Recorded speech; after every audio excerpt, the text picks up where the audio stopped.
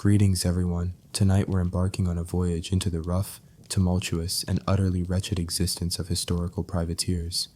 And a word of caution, your survival is far from guaranteed. You might be imagining grand exploits, chests overflowing with gleaming riches, and a feathered companion perched on your shoulder. However, the reality is considerably bleaker, more pungent, and punctuated by far more cries of distress than you might have anticipated. So, before you settle in, please take a moment to endorse this video and subscribe, but only if you truly appreciate the content I provide. Additionally, share your city and the present hour in the comments section. I always find it fascinating to see who is accompanying me on these late-night explorations. Now, let us dim the illumination, perhaps activate a fan for a gentle ambient sound, and commence our shared journey this evening. It all begins with a misstep, unfortunate timing, or perhaps simply being present when the wrong vessel arrives. You're likely already accustomed to a life at sea, navigating commercial routes or transporting goods across the Caribbean. Your circumstances are hardly ideal, yet there's a certain predictability to your routine. But then a silhouette emerges on the horizon, a dark ensign, or perhaps a ship that appears on the verge of disintegration, yet moves with an almost unnatural speed. Before you can even react, cannon fire impacts your vessel's hull, sending splinters flying like shrapnel. Your captain's cries are abruptly silenced, and then they board. These maritime raiders are not known for their gentleness. They bellow curses, wield sharpened blades, and discharge firearms that emit the acrid scent of burning metal and gunpowder. Resistance is futile. Most succumb immediately. You discard your weapon, raise your hands, and hope for clemency. Perhaps your life will be spared, a stroke of good fortune. However, fortune takes on a different meaning in these waters. The most fortunate find themselves forcibly enlisted, compelled onto the pirate vessel, confined to the lower decks. Your attire is removed, it now belongs to the buccaneers. You're issued a worn shirt, trousers that barely fit, and a pair of boots that squelch with every step. You are now a member of the crew, which primarily entails scrubbing the decks, obeying commands, and never challenging the authority of the individual with the most imposing headwear. Some men actively seek this life, lured by the prospect of wealth and liberty. You, however, had no such choice. You are still reeling from the assault when a rough hand claps your back and someone barks a crude nickname at you, one you instantly know will stick. It is certainly not a compliment. Your initial night aboard is a trial. The ship pitches and rolls incessantly, as if intent on casting you into the ocean. You rest on a damp plank in a confined space that reeks of stale bread and perspiration. Someone nearby snores with such intensity you fear for their life. Hunger gnaws at you, but locating sustenance is impossible, as there is no designated galley. There is merely a man known as Cookie, who transforms indeterminate animal parts into a concoction that smells distinctly of failure. You begin to grasp that this is not an adventure, it is a snare. Historically, numerous privateers were coerced into service in this manner, pressed into piracy after their own vessels were captured. A notable instance involved Captain Kidd's crew, many of whom asserted they were compelled to join. Once on board, refusing to participate was not a viable option. A refusal often resulted in being cast overboard, or worse, with no recourse for a polite departure. The pirate's life was a lifelong commitment, or until a swifter end befell you. Naturally, the pirate ship operates under its own distinct code. Once you are officially integrated, you are expected to contribute your fair share, or face consequences. There is no tolerance for idleness or dissent. That particular individual who incessantly complains finds himself bound to the mast and subjected to a lashing until his back resembles a raw, mangled mess. You learn to remain silent and inconspicuous, adapt swiftly, or endure suffering. And then there's the peculiar aspect. Despite the omnipresent violence and disarray, pirate crews adhered to a curious notion of impartiality. A document known as the Articles of Agreement existed, essentially a pirate charter. All hands received a portion of the seized bounty. Decisions were frequently made collectively, and the captain could even be voted out of command. It's akin to enduring the most dreadful occupation imaginable, coupled with an uncanny workplace fairness. Except your colleagues reek of decaying fish and resolve disagreements with edged weapons. However, do not succumb to excessive optimism. The share you are promised comes with a significant caveat. You receive nothing until the next successful capture, and no one can predict when that might occur. For the time being, you are merely a body assisting the vessel's slow progress through perilous waters. And rest assured, those waters teem with entities intent on your demise. Storms, naval patrols, rival corsairs, even your own ship seems determined to disintegrate beneath your feet. There's a common refrain heard on deck: the sea claims what it desires. The man who imparts this wisdom to you has lost 2 digits and possesses a tooth that whistles when he speaks. Upon inquiring about the fate of his fingers, he simply replies, "A harsh captain," and offers no further explanation. Not all facets of pirate recruitment are definitively established. Scholars continue to debate the prevalence of impressment. Some posit that the majority of privateers enlisted voluntarily, driven by hardship or tempted by the allure of freedom and riches. Others contend that coercion was more frequently employed, particularly during piracy's zenith, when men had limited alternatives and naval forces treated their crews as mere chattel. In your circumstance, however, it was unequivocally not a voluntary association.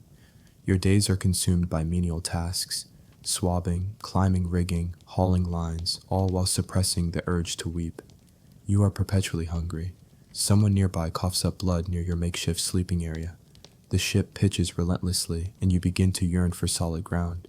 Not a sandy shore, but unmoving earth that doesn't sway like an inebriated individual. You find yourself gazing towards the horizon, contemplating the consequences of a desperate leap. It is a perilous contemplation, but it will not be your last, for this is merely the inception. You are now officially a pirate, and if you harbor any illusions that your situation will improve from this point onward, oh, you exceptionally naive lover of the land, there arrives a moment, perhaps a few days into your new existence, when the stark reality truly dawns. You will never return home, not in any meaningful sense, not to your town, your kin, or your bed with a genuine mattress. That life is irrevocably lost. Any vague notion of escape you may have harbored is rapidly dissipating. You are leagues from any coastline, surrounded by reprobates and subsisting within a drifting mausoleum. The pirate vessel is now your entire universe, and everything you once held familiar is as remote as the celestial sphere.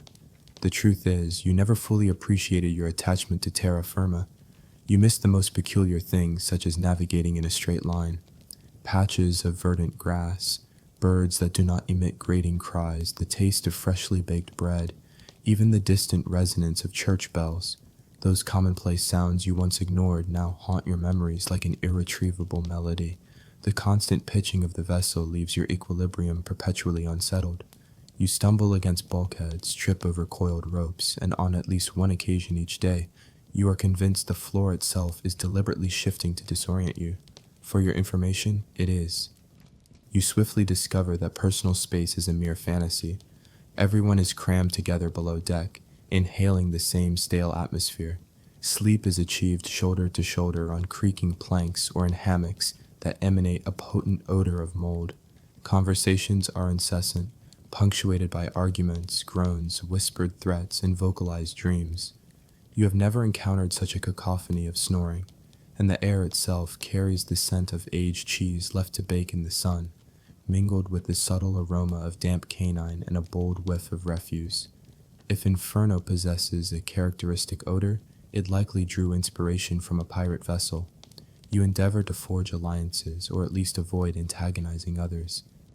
There's Peggy Joe, who professes to have lost his eye during a dice game, though he insists it was the result of an encounter with a jewel-encrusted Spanish assassin. Then there's Knuckles, a hulking individual with a penchant for collecting other people's molars. You refrain from inquiring about his motives. And finally, there's a fellow known as Whisper, whose perpetual smile is accompanied by an unnerving silence. He unnerves you, yet it transpires that you are considered peculiar for lacking a moniker. Such an appellation typically arrives following a particularly humiliating incident. Mealtimes are, to put it mildly, formative experiences. The ship's provisions consist of cured meat that is more bone than flesh, dense biscuits riddled with weevils, and a substance that likely began as pickled cabbage before its unfortunate demise. There is also an abundance of rum, not for merriment, but for oblivion. You quickly ascertain that everyone imbibes not for pleasure, but as a coping mechanism. The fare is so unpalatable that you find yourself envying the rodents. They appear healthier than most of the crew. Potable water is strictly rationed and carries the taste of ferrous residue and deep regret. As for personal hygiene, do not provoke mirth. You will not be bathing out here unless a torrential downpour occurs. Even then, you must contend with a dozen others for even a modest drenching. Your garments have remained damp since your arrival. Your socks have deteriorated into a biological hazard. You begin to experience pruritus in regions of your body you were unaware could even itch. Welcome to the ostentatious existence of a maritime outlaw. Here's a historical tidbit for your edification. Pirates actually observed some of the most stringent regulations concerning the distribution of provisions. Contrary to their public image, many crews maintained meticulous inventories and were rigorously devoted to rationing. Squandering water could result in a severe flogging. Pilfering food was punishable by death. On certain vessels, offenders were marooned, abandoned on a desolate rock with a firearm in a single round, should starvation prove insufficiently unpleasant. Therefore, no, this is not an endless feast of rum and roasted meats. It resembles more closely the world's most dysfunctional summer retreat, managed by individuals prone to anger and armed with blades. And then there are the duties. Everyone contributes their labor. This includes scouring the deck with sand and seawater, mending sails while precariously balanced on swaying mats, and diligently scrubbing the bilge, the lowest compartment of the ship where all liquid refuse accumulates. It is precisely as agreeable as it sounds. You spend extended periods submerged in the noxious mire, excavating sludge that emanates an odor of profound despair. A fellow worker in the depths claims to have observed a crab with 3 eyes. You are unsure whether to credit his account or succumb to despair. Despite these grim realities, a peculiar realization begins to take hold. The ship is a self-contained world, albeit a dreadful one, yet it possesses a defined structure. Every individual has a role, a rank, a designated position. The captain issues directives and receives preferential sustenance. The quartermaster arbitrates disputes and dispenses penalties. The remainder of the crew follows these established hierarchies and strives to survive. There is a rhythm to this existence, a dark, sweat-soaked cadence that gradually infiltrates your very being, yet the profound sense of isolation remains a constant companion. Aboard this vessel, temporal perception becomes distorted. The passage of days merges with nights, and the current month can easily slip from memory. Without a calendar or any semblance of a regular schedule, there is only the vast expanse of the ocean and a horizon that perpetually recedes. Nights are spent counting celestial bodies, assigning them names in the quiet of one's mind. Occasionally, you find yourself addressing the sea aloud, simply to break the silence and confirm the sound of your own voice. If the ocean were to respond, one could only attribute it to the effects of sleep deprivation. Historical discourse continues regarding whether pirates experience genuine freedom, as modern sensibilities often portray it through a romanticized lens. Some proponents argue that the open sea offered them an unparalleled liberty, absent from the constraints of terrestrial life, free from monarchs, taxation, and any authority save their own. Conversely, others highlight the reality of being pursued by every global navy, confined to a vessel rife with disease, and surrounded by individuals of questionable morality, hardly conditions conducive to liberation. For an ordinary sailor conscripted into this life, freedom often feels indistinguishable from captivity, albeit with more clamor and fewer physical barriers. A peculiar aspect of piratical existence is that many of these outlaws actually longed for their former lives ashore, not necessarily for familial connections or tranquility, but for the simple, unadulterated pleasure of being bored. Here, one is perpetually gripped by terror, exhaustion, or physical discomfort, often all three simultaneously. Dreams now revolve around idleness, the prospect of a day utterly devoid of obligation, simply to sit. Such inactivity would be a veritable paradise. As dusk descends once more, and you settle onto your uncomfortable resting place, careful to avoid contact with the slumbering individual beside you, you find yourself repeating the same 3 words incessantly. Please, do not let this ship founder, for if it succumbs to the waves, you will not survive 5 minutes in the water. In truth, that would likely be a welcome release. By the conclusion of your third week aboard this pirate vessel, assuming you have miraculously avoided being fatally wounded, cast into the sea, or crushed by falling rigging, you begin to grasp that the most harrowing aspect of life at sea is not the pervasive dread, nor even the omnipresent violence. It is, in fact, the sustenance, or rather, what passes for it. Your physical form is already rebelling, your stomach perpetually rumbling as if something is attempting to escape. Every meal is a precarious gamble, and the odds are perpetually stacked against you. You join the ranks of the crew, bowl in hand, hoping for something remotely palatable. What you receive instead is a ladle's worth of grayish-brown sludge, possessing the texture of damp cinders and an odor potent enough to incapacitate livestock. Inquiries about its composition are unheard of. No one dares to ask. Such questions are a swift route to being instructed to scrape barnacles. You spoon the concoction into your mouth, striving to suppress the urge to retch. Its taste is a disconcerting blend of saltiness, sourness, and an unwelcome chewiness. You encounter something firm and masticate it without further examination. To probe would invite utter despair. Then there is the hardtack. This is the official bread of pirates, a cruel jest conceived by some depraved baker on land. These bricks of flour and water have resided in the provisions for so long that they have effectively become mineralized. An attempt to bite into one nearly results in a fractured tooth. Eventually, the proper method is discovered. Submerge it in water or rum, then gnaw at it until it yields. However, even then it often harbors an unexpected accompaniment. Maggots. Tiny white larvae wriggling contentedly within the biscuit as if it were a sanctuary. Some individuals diligently remove them, the majority simply forgo the effort. After all, protein is protein, is it not? Fresh provisions are a distant dream. The fruits and vegetables disappeared weeks ago. Meat is preserved to the point of being desiccated jerky, stored in barrels that exude a stench more offensive than any ship's bilge. Water is so meticulously conserved that any attempt to use it for personal ablutions would likely result in severe reprisal. Instead, one subsists on beer or diluted rum, leading to a perpetual state of mild intoxication, subtle dehydration, and an increasing susceptibility to scurvy, though you are not yet aware of the latter. The initial symptoms manifest as bleeding gums and peculiar discolorations on the skin. The more severe manifestations emerge later. To further enhance the grim atmosphere, there is the cook, known as Blacktooth, who seems to take a perverse pride in imbuing every dish with the flavor of profound regret. He is missing a significant number of his teeth, including those essential for proper mastication. His primary culinary instrument appears to be a knife that seems to have been recovered from a volcanic eruption, and he seasons all his creations with a substance referred to as ship spice, which is almost certainly pulverized rope and sea salt. He responds to requests for additional portions with a grunt, and a ladle may be hurled at your head if his stew is met with any criticism. Despite this, he may still represent the most stable interpersonal dynamic on the ship. Historically, pirates faced significant nutritional deficiencies. Their diets were notably lacking in essential vitamins, particularly vitamin C. Scurvy was almost an unavoidable rite of passage. Sailors experienced swollen and bleeding gums, tooth loss, joint pain, and impaired wound healing.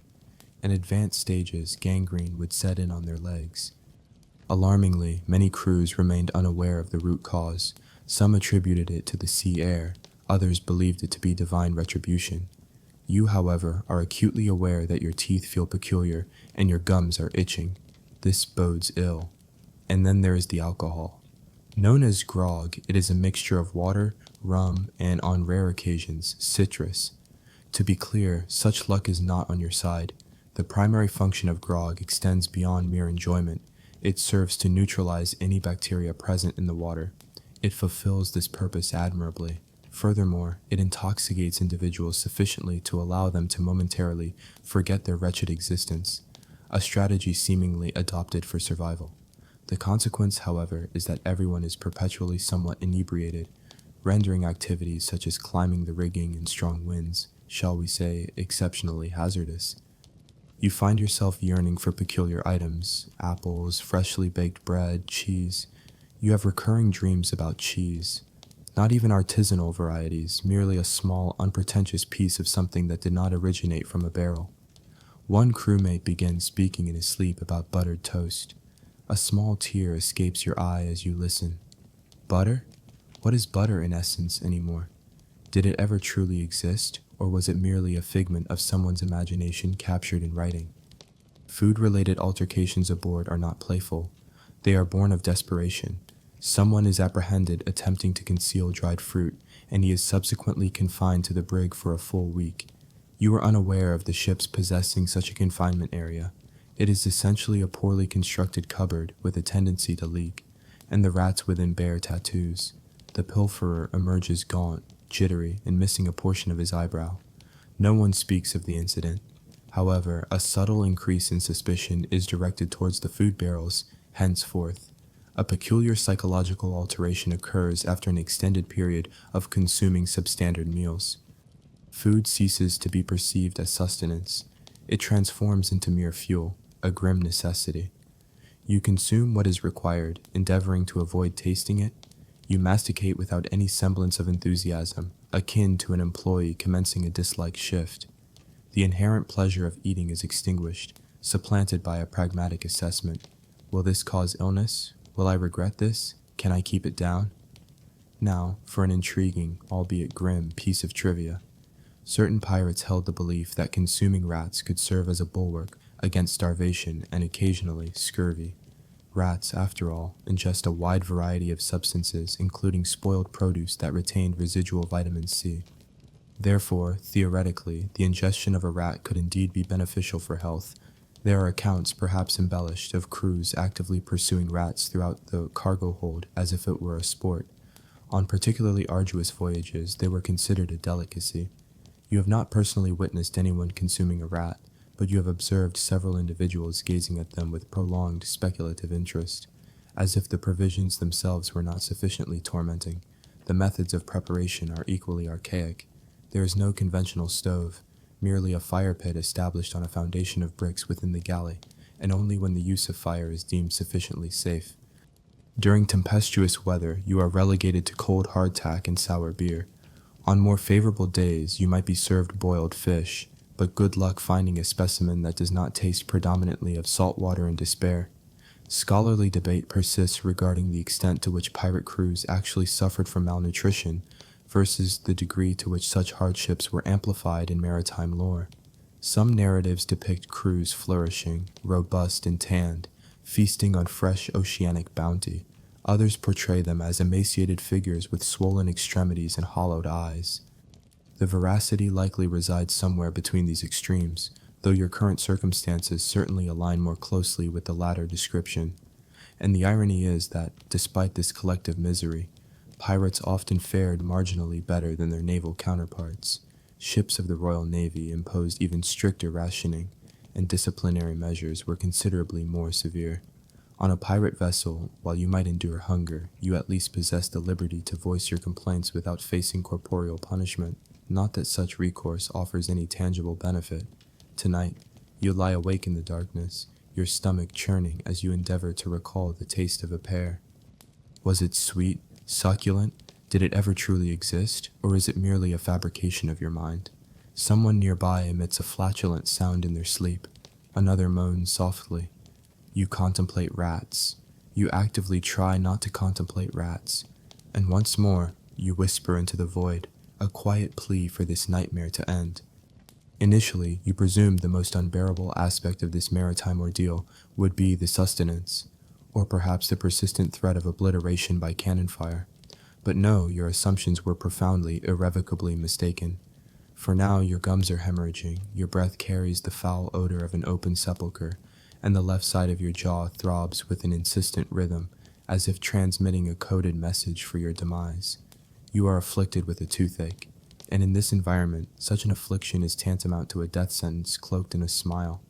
There are no dental practitioners aboard a pirate vessel, no sterile instruments, no reclining chairs adorned with cheerful bibs.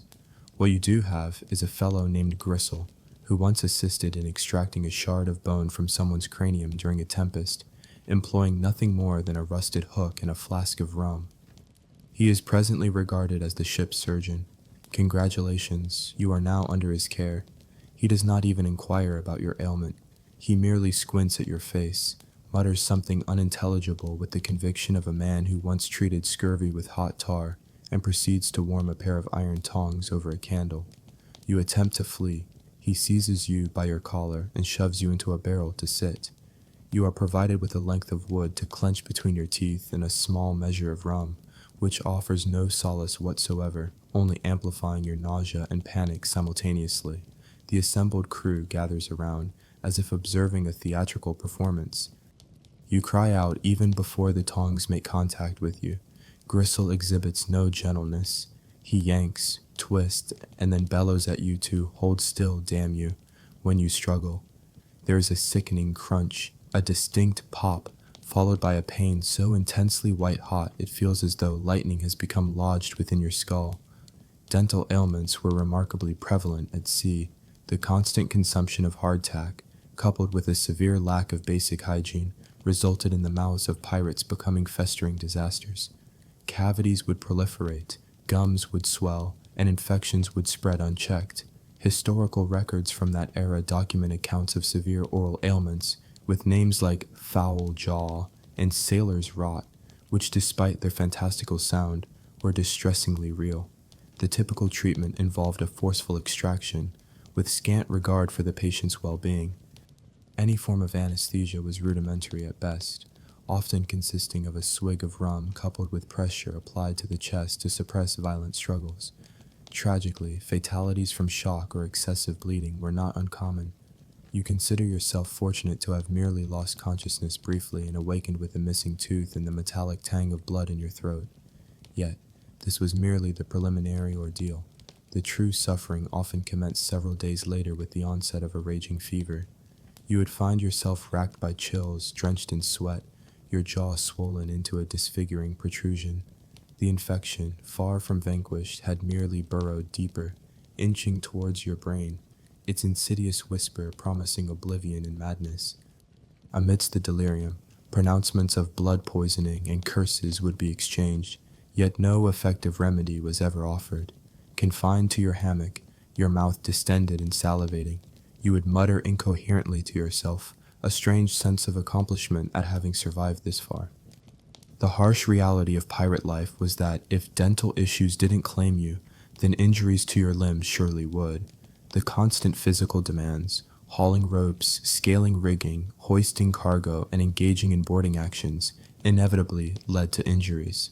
In the unforgiving environment of the sea, even minor wounds could rapidly escalate into severe complications. A sprained ankle could render you unable to walk, while a misplaced splinter could fester into a carbuncle the size of a small crustacean. The most dreaded injury, however, was amputation. The loss of a finger or a hand might still afford you a degree of luck. A severed leg, however, guaranteed a memorable moniker and a permanent limp, assuming you survived the harrowing procedure itself. Your first-hand encounter with amputation occurred a fortnight later. During a practice drill, a cannon misfired, tearing apart a sailor's arm with explosive force, reducing it to a bloody mess. Initially, the man remained stunned, staring at the dangling remnants of his limb as if betrayed. Then the agonizing pain surged. Gristle, the ship's makeshift surgeon, was summoned. He emerged with his grim arsenal, a roll of stained bandages, a saw that reeked of decay, and a flask of potent rum. The patient was securely restrained. There was no room for negotiation. The arm's removal was a matter of life or death. Its preservation meant certain demise. This stark dichotomy formed the entirety of their decision-making process, with no consultation or second opinion sought. The remaining crew reconvened. Despite a visceral aversion to witnessing the spectacle, you found yourself compelled to observe. The saw bit into the muscle with a sickening, wet crunch, and the guttural screams resonated through your very being. Upon completion, Gristle unceremoniously tossed the severed limb overboard, wiping his hands on his trousers. The man, though severely compromised, clung to life. He eventually roused, his cries oscillating between sobs and hysterical laughter, leaving you uncertain which was more disturbing. Historically, surgical interventions at sea were an ordeal of grim proportions. Pirate surgeons, when they were even present, often comprised individuals who had failed in conventional medical practice, or shipwrights who, possessing rudimentary knowledge of carpentry, presumed little difference in operating on human anatomy. Wounds were cauterized with searing tar, and suturing was performed with thread previously used for mending sails. Principles of hygiene and sterilization were virtually non-existent. Beyond the immediate trauma of the procedure, survivors faced the gauntlet of infection, fever, and the constant peril of their floating infirmary, where rats might gnaw at their dressings in the dead of night. Historians continue to debate the actual frequency and survival rates of amputations among pirates. Some scholars propose that survival rates were surprisingly high, given the rudimentary nature of maritime medicine during that era. Conversely, others maintain that accounts of successful outcomes were embellished over time, contributing to the romanticized mythology of piracy. Regardless, undergoing Gristle's crude surgery meant relying not on scientific efficacy, but on sheer unadulterated luck. And luck, as you well knew, was a capricious mistress. You had witnessed firsthand the man with the wooden prosthetic. His gait was punctuated by a percussive thud and a pained grimace. He recounted tales of once being the swiftest sailor on the seas, but now spent his days buffing his wooden leg with whale oil and regaling anyone who would listen about an incident where he'd kicked a man off a plank, using his sound limb no less. He was a rare exception, finding humor in his misfortune. The others, however, remained taciturn, as if the ocean had claimed more than just their flesh. You began to diligently scrub your teeth with a scrap of cloth dipped in rum, a precautionary measure. You harbored a fervent hope to avoid even the slightest splinter. Gristle was avoided as if he were a spectral entity. Each morning, you meticulously inspected your limbs, treating them like inventory. Were all parts accounted for? Excellent.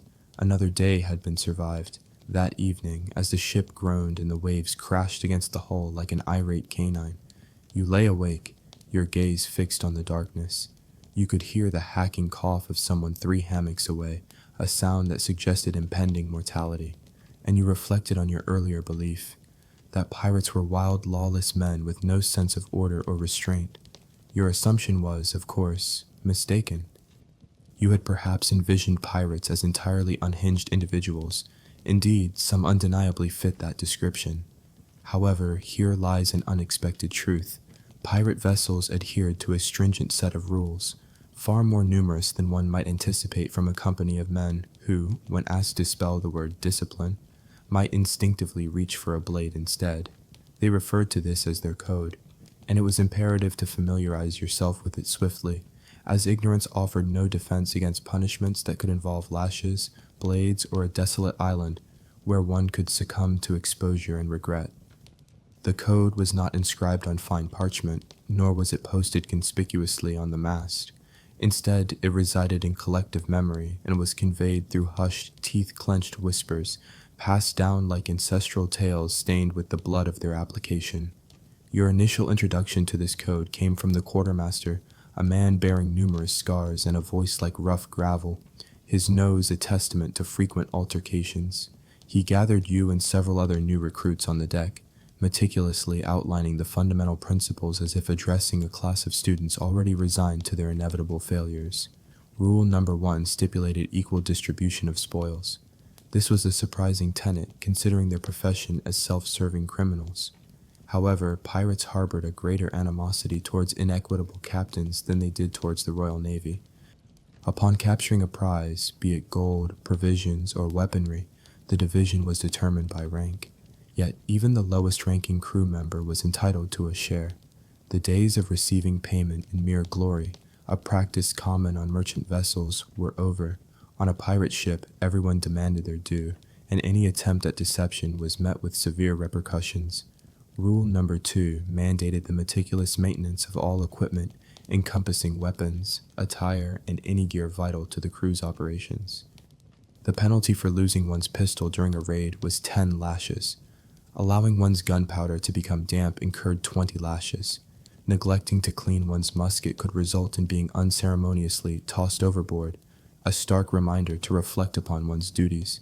The crew exhibited zero tolerance for errors, as mistakes at sea could result in both loss of life and plunder.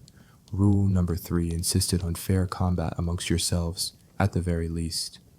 Disputes were adjudicated through duels or by vote, depending on the participants' willingness to shed blood. Certain disagreements were settled with fisticuffs at dawn.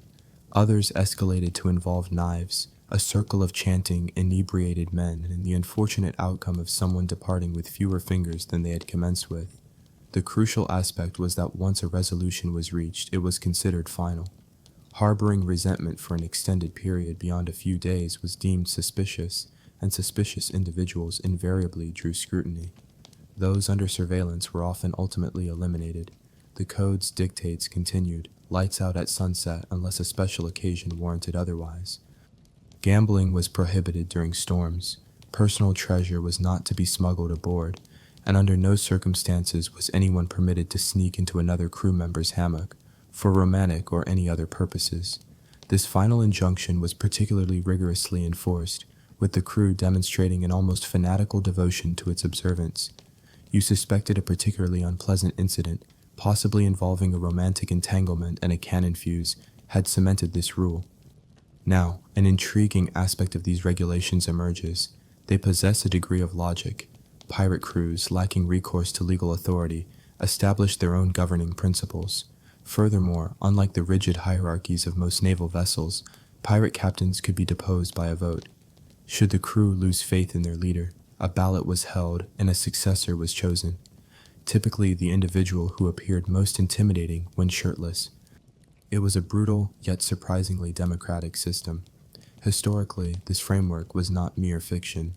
Actual pirate codes, such as those enacted by Bartholomew Roberts or Blackbeard, were astonishingly comprehensive, dictating not only conduct in the division of loot, but also punishments and even the types of music permitted on board. Certain codes outright banned gambling. Others mandated that all cutlasses be kept perpetually sharp. The underlying objective was to maintain order, not from any moral imperative, but from a stark imperative for survival. An undisciplined crew was a doomed one. However, the matter of enforcement proved considerably more precarious. The application of the code was contingent upon the prevailing mood aboard the ship. On one occasion, a sailor dropped a dagger and received merely a warning. On another, an individual neglected to clean a cannon and found himself lashed to the mast, his back resembling shredded sailcloth. Justice on board was akin to a tempest, unpredictable, vociferous, and often accompanied by flying projectiles. A young man, perhaps 17 years of age, was apprehended pilfering a silver spoon following a raid. A mere spoon. The captain did not even betray a flicker of emotion. He ordered the boy to be bound and subjected to 12 lashes in full view of the entire crew. The youth emitted no sound of distress, merely gritting his teeth and enduring the punishment. Blood coursed down his back like spilled wine. Afterward, he was unbound and given a strip of cloth to bite down on. "Next time, think twice," someone muttered nearby, as if such advice could soothe lacerated flesh. Flogging inflicted scars that remained indelible and occasionally proved fatal, yet even graver fates existed. Marooning, a form of pirate exile, was a favored punishment for traitors or those who committed egregious errors. The condemned individual was abandoned on a deserted island, equipped with a pistol containing a single shot, insufficient for survival, but sufficient to facilitate one's own demise, should starvation, the elements, or madness not intervene first. And then there was keel hauling. You had encountered whispered accounts of this practice during drunken revelries, dismissing them as mere fabrication. However, it was a grim reality. A rope secured around the chest and feet would be used to drag the unfortunate soul beneath the ship's hull. The barnacles lining the keel would tear away skin, and water would flood the lungs. If the individual resurfaced at all, it was as a screaming, mangled imitation of their former self. If they did not, they became one with the sea. Fortunately, this was a rare occurrence, as even pirates considered it excessively brutal. Some historians contend that the frequency of these punishments may have been exaggerated in the legends. Keel hauling, for instance, might have been a more prevalent practice within naval fleets than among pirate crews, and while marooning is well documented, its occurrence may have been less common than popular tales suggest.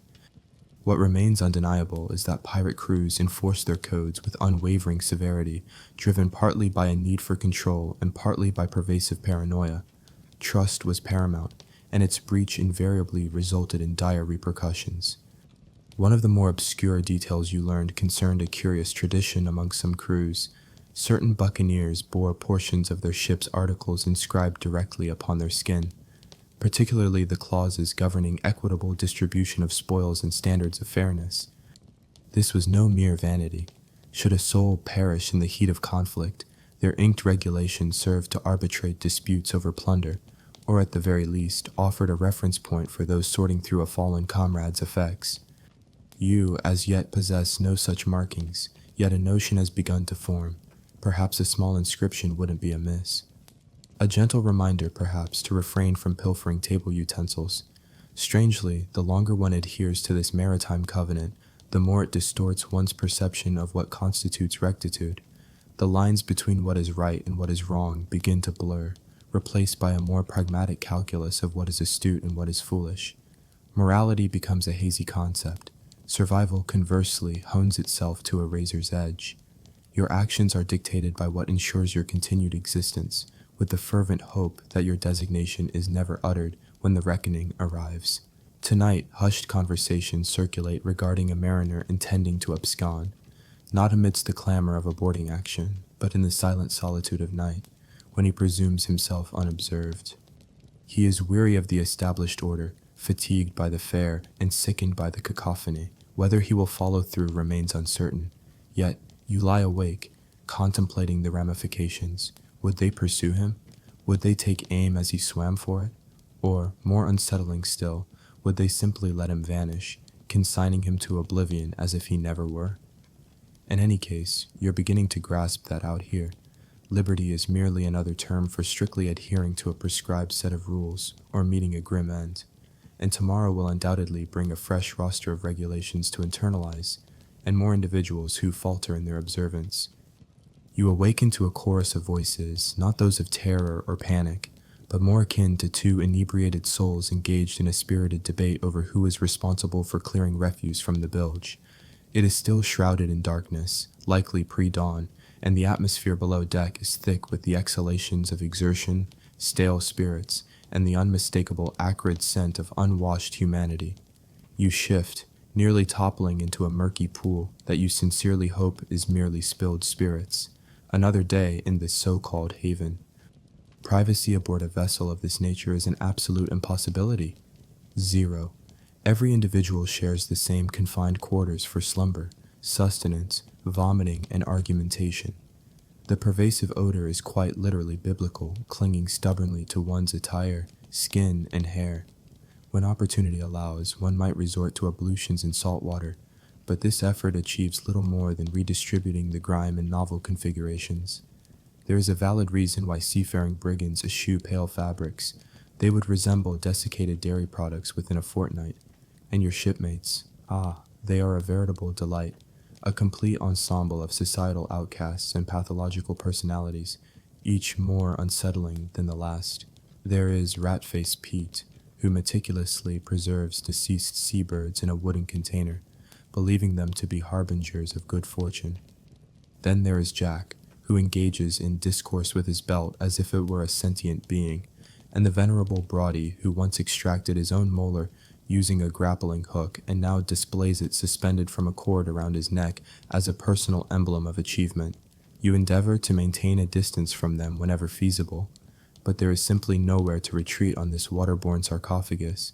Eventually someone is bound to accost you, launching into protracted monologues about mythical sea creatures or the lunar conspiracy against them. These are not the romanticized pirates of popular fiction. They do not perform sea chantés with perfect vocalizations. They squabble incessantly, hack up phlegm tinged with blood, and argue over improvised card games. Many among them are individuals who were deemed too aberrant even for terrestrial existence. Murderers, deserters, and habitually inebriated individuals expelled from other crews. And now they are your colleagues who are heavily armed and demonstrably unstable. One evening, a muffled impact echoes from the darkness. A dispute erupts over a misplaced dagger. The outcome is a fractured nasal bone. The subsequent morning, it is as if nothing transpired, save for the residual bloodstains on the deck and the fact that one individual is now conspicuously missing half of an eyebrow. Conflict is a perpetual state. Altercations erupt over pilfered rations, fraudulent card play, or the inconsiderate snoring of a fellow sailor. You learn to sleep with your boots donned and your blade concealed beneath your sleeping pallet, though in truth such precautions offer scant protection. Historically, pirate crews comprised a heterogeneous assortment of humanity's basest propensities. One would encounter former naval officers, fugitives from servitude, unsuccessful agriculturists, and pilferers hailing from every continent. Vessels such as Blackbeard's Queen Anne's Revenge were reputedly veritable Babel-like floating structures, accommodating as many as a dozen distinct nationalities within a single decaying hull. Communication was largely restricted to vociferous exclamations and gestural exchanges, augmented by a shared vocabulary of profanity. Should an individual incur the displeasure of another, they eschewed the subtlety of gossip. They simply ensured that person experienced an unfortunate slip on the slick deck during the ensuing tempest. Yet remarkably, despite the pervasive disarray, the crew maintains a semblance of operational capacity. They navigate the vessel, prepare for raids, manage provisions, load the artillery, and ensure the ship's forward momentum. This is not the result of ordered discipline, but rather an ingrained instinct for self-preservation. Every member comprehends that the vessel's demise is inevitable should the crew's cohesion fracture. Consequently, the prevailing rage and disorder are channeled into a peculiar, emergent rhythm. You become accustomed to the clamor, the abrupt outbreaks of physical confrontation, and the subsequent sober silence of shared hardship. While a mutual affection may be absent, the collective desire to simply remain alive is potent. Here is a curiously fascinating observation. Some pirates actually sought solace in the very chaos of this existence. They appreciated the anonymity, the freedom from inquiry into their past, the ability to transition from an obscure individual one day to the commander of a raid the next. If one possessed fortitude, ruthlessness, and a commanding presence, respect was earned, irrespective of one's origins. There were even instances where individuals of African and indigenous descent were afforded a greater degree of parity, at least in comparison to the societal norms prevalent on land during that era. This was not born of benevolence, mind you, but rather of pragmatic necessity. Every hand is required to contribute equally when the objective is mere survival. Nevertheless, a persistent, albeit fringe, conviction among certain mariners holds that the vessel itself selects its occupants, consuming the infirm and retaining the wicked. A man unable to hold his liquor, one who vomits at the sight of spilled blood, or he who weeps during a gale, his tenure is likely brief. The ocean, it seems, favors the hardy, or at the very least, those adept at feigning resilience. And on certain nights, nestled within your damp hammock, listening to the hacking cough of a fellow sailor across the confined space, you question which category you truly belong to. One day, you are assigned deck duty alongside Elias, a rather taciturn individual, perhaps overly astute for this particular mode of existence. He demonstrates the proper technique for securing a cleat hitch and how to interpret shifts in the wind by observing the subtle flutter of the sails. His scent is a peculiar blend of aged brine and poor decisions, but crucially, he neither converses with his footwear nor carries the dried remains of avian creatures, thus establishing a tentative bond. This is the closest approximation of companionship you have encountered thus far. Elias regales you with tales of a ship that succumbed to madness, sailing in perpetual circles until its crew perished from starvation, and of a spectral vessel that navigates exclusively by moonlight, consigning any it encounters to watery oblivion. Whether his narratives are fabricated or merely intended to instill trepidation is uncertain, but his voice is remarkably steady and subdued, and you find yourself content to listen. He imparts his wisdom. The sole path to survival lies in being both useful and inconspicuous, not excessively competent, nor conspicuously indolent, simply present, a face readily forgotten when the blade is drawn. That night, you are plagued by a dream of being unceremoniously ejected into the sea, not during a tempest, but as a casual act, akin to disposing of refuse. You awaken bathed in perspiration, uncertain whether the moisture originates from the sea air or your own internal turmoil. There is an ongoing academic discourse concerning the prevalence of internal strife aboard pirate vessels. Some scholars contend that the depiction of unbridled chaos is an exaggeration, positing that crews were compelled to maintain functionality. Others maintained that the underlying tension was perpetual and volatile, managed solely through the omnipresent threat of severe retribution. What remains undeniable is that these were not jovial fellowships of liberty-loving scoundrels. They were volatile, desperate, and inherently unstable individuals. The sort who would readily plunge a blade into you for casting a lingering glance at their sleeping quarters. You have commenced a tally of the days, not in anticipation of imminent rescue, but rather to ascertain the duration of your endurance. This has become your peculiar insignia of honor. Another day weathered within this floating enclosure of shrieks, coughs, and threats articulated through shattered dentition. You have transmuted from a state of hopeful anticipation to one of hardened resilience, from a mere passenger to an inmate, and now to something else entirely. And somewhere within the very marrow of your being, a question begins to coalesce. You whisper it in the dead of night, assured that no ear can discern it. Have I become one of them? Your sleep is now profoundly fragmented, not due to the ship's incessant noise, though it is considerable, nor because your hammock emits the aroma of deceased livestock, though it most certainly does. It is the vigil. Every individual must undertake this duty, and your turn arrives with an unsettling frequency. You rapidly ascertain that the nocturnal hours aboard a pirate vessel are neither tranquil nor hushed. They are an exercise in gritted teeth, frayed nerves, and eyes strained in the oppressive darkness, fueled by burgeoning paranoia. You find yourself stationed near the open deck, armed with a musket whose functionality is questionable at best, likely requiring fervent pleading to discharge. The lantern beside you sways in time with the ocean's undulations, casting distorted silhouettes across the rigging. The vessel emits a symphony of groans and creaks, the plaintive protestations of wood against its very existence. And then there is the sea itself, lapping, slapping, and murmuring against the hull. At times it sounds like derision. At other times it resembles a sentient entity breathing. You endeavor to dismiss such unsettling perceptions.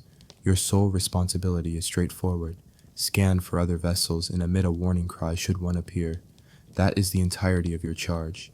Naturally, you harbor no desire to detect anything, for the appearance of another ship invariably heralds trouble. A naval patrol boat, a rival pirate brigantine, perhaps a merchant vessel if fortune smiles upon you. And even that scenario entails the thunder of cannon fire, the spattering of blood, and ensuing pandemonium. Nevertheless, after several hours of observing nothing, the sheer emptiness begins to induce a sense of delirium. You fix your gaze so intently into the darkness that phantoms begin to materialize, luminescence that is not present, forms that dissipate upon the blink of an eye. One night you are absolutely convinced you perceive a sail, a spectral flicker at the periphery of the distant ocean. You voice your observation, your heart pounding furiously. The captain scrutinizes the horizon. Nothing is visible. You endure the ensuing 2 days of mockery. Sleep deprivation is an integral component of this existence. You snatch brief, awkward periods of repose between your shifts, awakening with no clear recollection of the current epoch. One day seamlessly melds into the next, each as nondescript and salt-stained as the last. Your cognitive faculties begin to falter. Words, names, and the location of your personal effects elude you. Your muscles throb with a persistent ache, and your eyelids twitch involuntarily. You find yourself conversing with the ship's mast as if it were a long-standing confidant. You are not alone in this deteriorating state. There is a fellow named Henley who at nightfall murmurs to the vast ocean, pleading for a gentle passage. Another soul merely gazes at his hands, flexing them as if unsure of their very existence. Historically, pirate vessels operated around the clock, with the crew divided into shifts. The nocturnal watch was particularly arduous, not merely due to the physical exertion, but also the considerable psychological burden.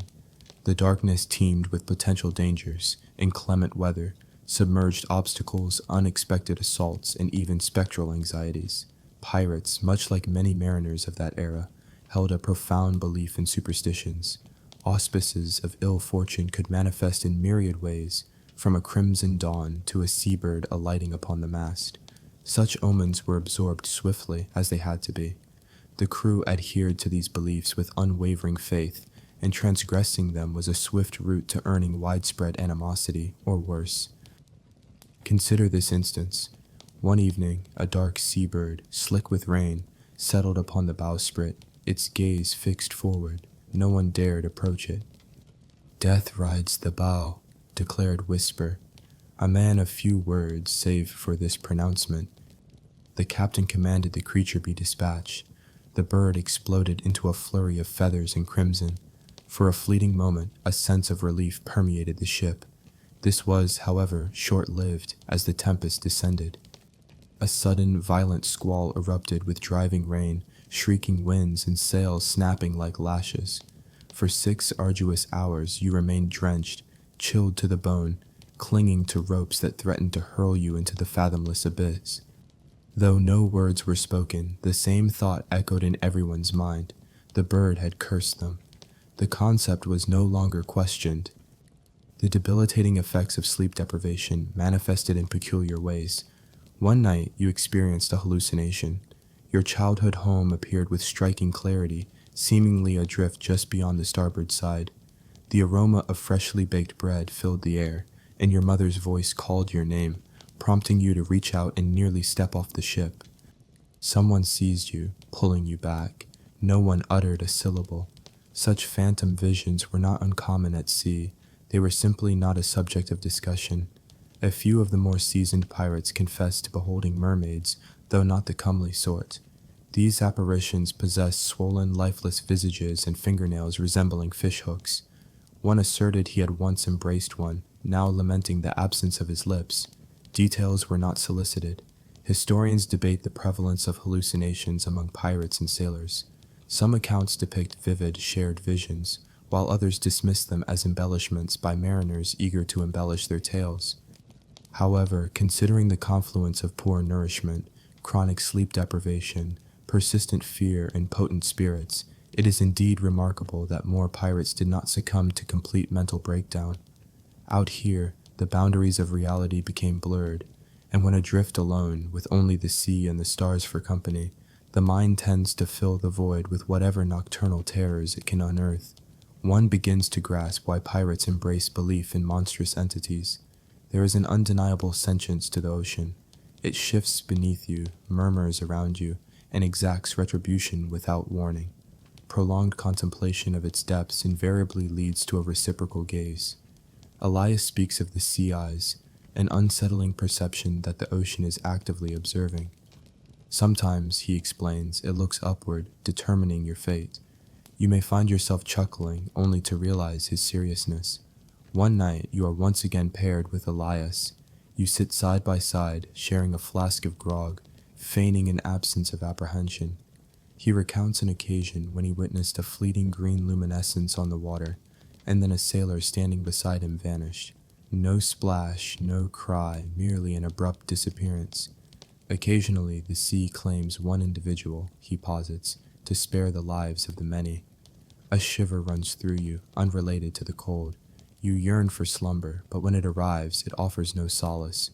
You dream of sinking, gasping, struggling, screaming, of your form tumbling through the inky depths while unseen entities slither past your ears. You awaken with a gasp, your hands clenched around your hammock as if still submerged. The sound of a nearby bodily expulsion breaks the spell, though the lingering dread remains. The nocturnal vigil becomes an intrinsic part of your being. Your eyes adapt to the pervasive darkness. Your hearing sharpens to an uncanny degree. You can discern illicit grog consumption from a distance of 10 feet. You can even predict shifts in the weather by the subtle nuances in the groaning of the ship's timbers. In a peculiar fashion, you evolve into a nocturnal creature, perpetually vigilant, perpetually exhausted, a hybrid of the corporeal and the spectral. One of the more unconventional notions you encounter is the belief that certain pirates thought their spirits were intrinsically linked to the constellations, destined to ascend and become part of the celestial expanse upon their demise at sea. It is a strangely comforting concept within a bleak and haunted existence. You begin to perceive the stars with a new perspective, not merely as distant points of light, but perhaps as souls who had endured enough. Perhaps in time, you too will join their ranks, a faint glimmer against the vast frigid expanse. For the present, however, you remain anchored here, your vigil unbroken, your gaze fixed upon the impenetrable blackness, praying only for an absence of revelation. The arrival of morning feels like a jarring blow. You are barely halfway through a restless doze when a shout rings out. "All hands!" And the deck transforms into a scene of frantic motion. You disentangle yourself from your hammock, disoriented and disquieted, your boots striking the deck before your eyes have even fully opened. The sky is a sullen, cloud-choked expanse, and the wind carries a sharp, malevolent edge, as if poised to shove someone from a precipice, and predictably, that someone is likely to be you. The ordeal commences subtly, with a low groan emanating from the rigging, followed by the sharp snap of sails. The ocean, already in perpetual agitation, adopts a new, unsettling cadence, one of churning rather than rolling. The ship's bow ascends to an alarming height before plunging precipitously. From the depths of the vessel, timbers creak with an almost sentient complaint directed at the heavens. Then the rain begins, not a gentle patter, but a vertical deluge, falling in sheets so dense that visibility is reduced to mere feet. And with the rain arrives the true adversary, the storm. You are bellowed at to assist in securing the sails, a task necessitating assent. This means clinging to ropes rendered slick by rain and salt as the ship writhes like a cornered beast. The wind shrieks past your ears, your hands bleed from friction with the lines, and your boots slide precariously on every rung of the rigging. The sea hurls sheets of spray across the deck, an apparent attempt to scrub the crew overboard. Each wave impacts the hull with a violent shudder, causing the entire vessel to groan in its very foundations. Time loses all meaning.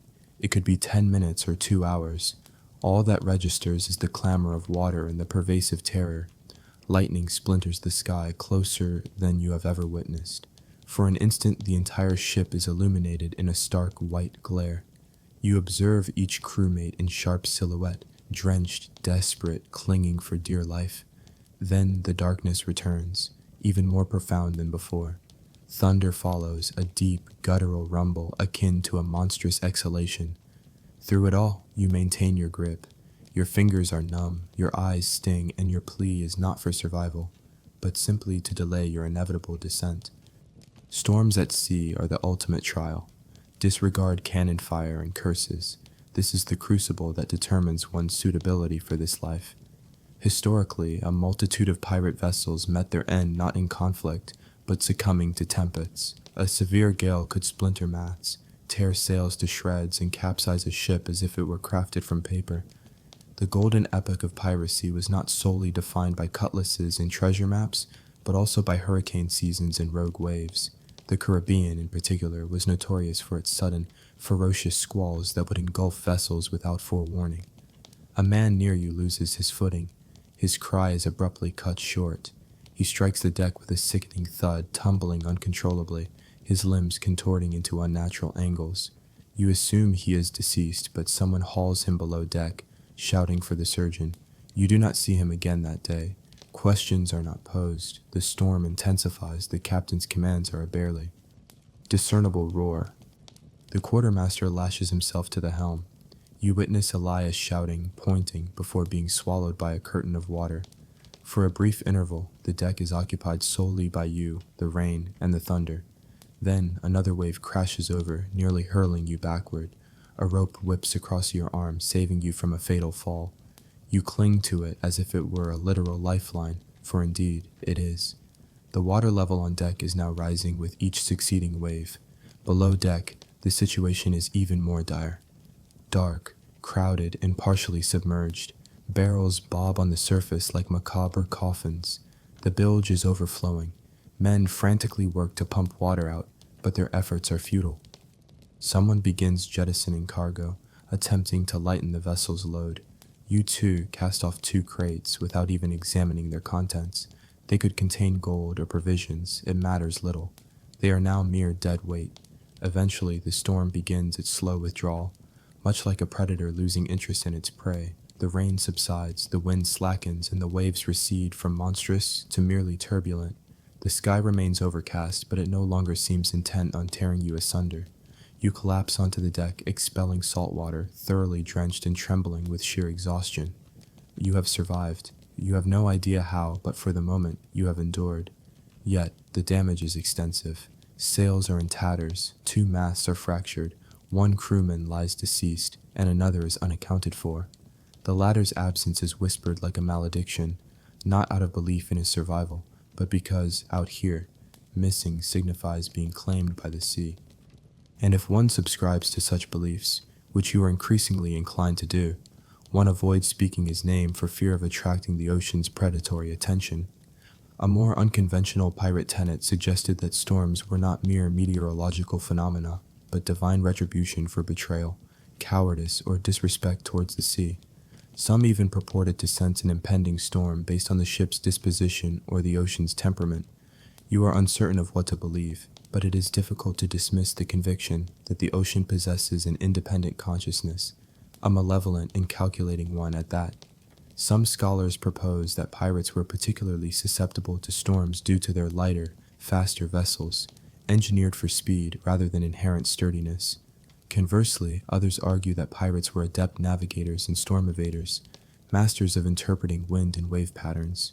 Regardless, even the most expertly handled vessel could not always triumph over nature's fury. Storms exhibited no partiality. They claimed their victims indiscriminately, whether rich or poor, pirate or naval personnel. Following the chaos, the arduous task of repairs commences. Hours spent patching sails, reinforcing fractured beams, and hauling waterlogged supplies back into storage. No one truly rests. You move with the spectral gait of the exhausted, your eyes hollow. The deceased sailor is swathed in canvas and weighed down with stones. There is no formal ceremony, merely a solemn nod, a heave, and a splash as he is committed to the depths. The ocean claims its due once more. That night, you finally surrender to slumber, though calling it sleep would be a misnomer. It's more akin to a complete collapse into oblivion, your physique too utterly depleted for even the solace of dreams. You awaken hours later, your hands still clenched into tight fists, fingernails gouging into your palms as if you were still clinging to the vessel even in your unconscious state. And here's the sting in the tale. Nobody offers thanks. No accolades are bestowed upon you for your survival, for your arduous climbs, for your strenuous hauling, for your refusal to succumb, because every other soul aboard either endured the same ordeal or met a different fate. This is merely another facet of the daily grind, just another harrowing experience for which no commendation is issued. Out on these waters, weathering a tempest doesn't elevate your status. It simply signifies that you remain of some use. So, you drag yourself back to your duties alongside the rest of the waterlogged, fractured crew. You consume something flavorless and thoroughly unappetizing. You scour the deck, for there is perpetually blood and filth requiring purification. You replenish the water barrels. You endeavor to avert your gaze from the vacant hammocks. And as the wind escalates anew and the horizon begins to shimmer in that characteristic manner, you find yourself uttering a fresh form of supplication. Not today. Not again, I implore you. Not ever again. You hardly register it at first. Your olfactory senses adapt with such alacrity that you nearly forget the sensation of pure air. But then the ship briefly halts near a port, and someone breaches a cask containing genuine oranges. Instantly, your entire being recalls the essence of normalcy. The sharp tang of citrus assaults your senses. Like a vivid recollection, and that's precisely when the realization dawns. You reek. Every single person on board reeks. The very essence of the ship is an emanation of decay. Everything upon this floating derelict of mortality exudes a scent that feels indelible. It's not merely the perspiration, or the pervasive dampness, or the fact that no one has bathed in weeks, save for those infrequent downpours when they'd strip off their garments and convulse with mirth as if deranged. The foulness runs deeper than that. The vessel carries the aroma of countless transgressions baked under the sun's relentless glare. Putrid, greasy, unwashed flesh, decaying provisions, stale spirits, dried gore, and a cloying sweetness with an indefinable and utterly unwelcome sour undertone. Every surface is sticky, every textile slick with grease. You touch a coil of rope, and your hand emerges bearing the scent of salt and extinguished aspirations. Below deck, the atmosphere is suffocating. You must stoop like entering a mausoleum and contort yourself through the hammocks, which sway like carcasses in a butcher's shop. It's sweltering even when the external climate is frigid, damp regardless of whether the outside air is dry. You learn to eschew nasal respiration. That's an amateur's blunder. You inhale through your mouth shallowly and with great caution, and you maintain the pretense that you're not drawing breath from the exhalations of 50 other individuals. People resort to desperate measures to sustain themselves. Some gnaw on fabric if they can pilfer it. Others dab their underarms with cloth saturated in vinegar, which, to be frank, carries a more offensive odor than body odor. There's one fellow, bless his heart, who discovered a crushed flower petal on a discarded garment and now tucks it behind his ear as if he were some purveyor of fine fragrances. He still emanates the scent of a cadaver steeped in rum. But, credit where it's due for the effort, you've ceased to acknowledge your own pervasive odor. That's the most distressing aspect. You cannot discern if your socks carry the scent of mildew or simply profound melancholy. You sleep in the very garments in which you toiled, bled, and expelled the contents of your stomach. You can't even recall the original hue of your shirt. Was it yellow? Perhaps white? It is now a nondescript gray, sullied by everything the ocean has to offer. Your boots remain perpetually sodden. You dare not contemplate the burgeoning life within them. One day, the ship glides past another vessel, and you actually discern a gagging exclamation from someone on its deck. "Great heavens, what is that?" They bellow, covering their face with a cloth. Your crew erupts in laughter. To them, it's a mark of distinction. You, however, begin to feel as though your very skin has become one with the ship, that perhaps the stench is not merely external, but has permeated your being, as if the vessel has infiltrated you, cell by cell. Historically, seafaring vessels were abject failures in terms of sanitation. Potable water was a scarce commodity, soap a rarity, and the concept of hygiene was virtually non-existent. Pirates, paradoxically, sometimes maintained better standards than naval sailors, if only because they spent more time ashore and were less constrained by rigid protocols. Yet this did not impede the proliferation of lice, fleas, and various ailments. Your body has transformed into a combat zone. An incessant itching plagues you. You've abraded your leg to the point of raw flesh on more than one occasion. A fellow crewmate discovered a worm wriggling in his sock. Not a leech, a common earthworm. You offer fervent prayers that such a fate never befalls you. You haven't had the luxury of a private bowel movement since your initial day aboard. The lavatory, if one can even apply that term, is a simple plank extending over the stern, secured by a rope for stability. You crawl out there, praying the ship doesn't lurch, your trousers around your ankles, the wind shrieking, the vast ocean lurking beneath like a gaping maw. It's an exercise in sheer terror. A single misstep and you become sustenance for sharks. At times you endure discomfort for days, solely to circumvent the excursion. This naturally precipitates its own set of agonies: constipation, abdominal cramping, flatulence potent enough to incite homicidal threats from those in your vicinity. One of your shipmates, Jory, boasts of once spending 5 minutes on that precarious plank during a hurricane. He claims it was a transcendent experience. You suspect he sustained neurological damage. Furthermore, the pervasive odor isn't merely offensive, it's hazardous. Infections fester readily in moist wounds. Mold insinuates itself into garments that never achieve dryness. Rats flourish in the ship's hold, subsisting on stray crumbs and any yielding material. Someone asserts they witnessed a rat ascend into a hammock and commence nibbling on a sleeping sailor's ear. The man apparently awoke and attempted to bite the rodent in retaliation. You cannot corroborate this anecdote, but at this juncture, nothing would truly surprise you. A curious historical footnote for your consideration. There are documented accounts of ships so putrid that port authorities denied them entry. In the Caribbean, certain maritime officials demanded illicit payments merely to permit pirate vessels to berth, partly due to their infamous reputations and partly because of their intolerable stench. You always considered such tales to be exaggerations. Now, you understand the truth. If you were in command, you wouldn't permit your own vessel into any harbor. A scholarly debate persists regarding whether pirates exhibited superior hygiene compared to the average naval crew. Some contend they did. Their lesser adherence to formality purportedly led to more frequent immersions in the ocean and greater access to fresh water from acquired provisions. Others dismiss this as wishful thinking. Life at sea was unequivocally a revolting affair, and pirates were not exempt from this reality. They might, however, have experienced more amusement while succumbing to decay. And here lies the most repulsive aspect. On occasion, the stench inadvertently preserves your life. You can detect an infection before its severity fully manifests. You recognize the acrid musk of feverish perspiration, the metallic undertone of a fresh wound's bleeding, the sour, milky exhalation of pus. You ascertain someone's imminent demise by the palpable thickening of the air surrounding them. Your nose metamorphoses into an instrument of survival. Horrifying, undoubtedly, but undeniably. Functional. You find yourself indulging in vivid fantasies about just a single bar of it, perhaps two. You envision scrubbing your scalp with such vigor that your fingernails emerge pristine.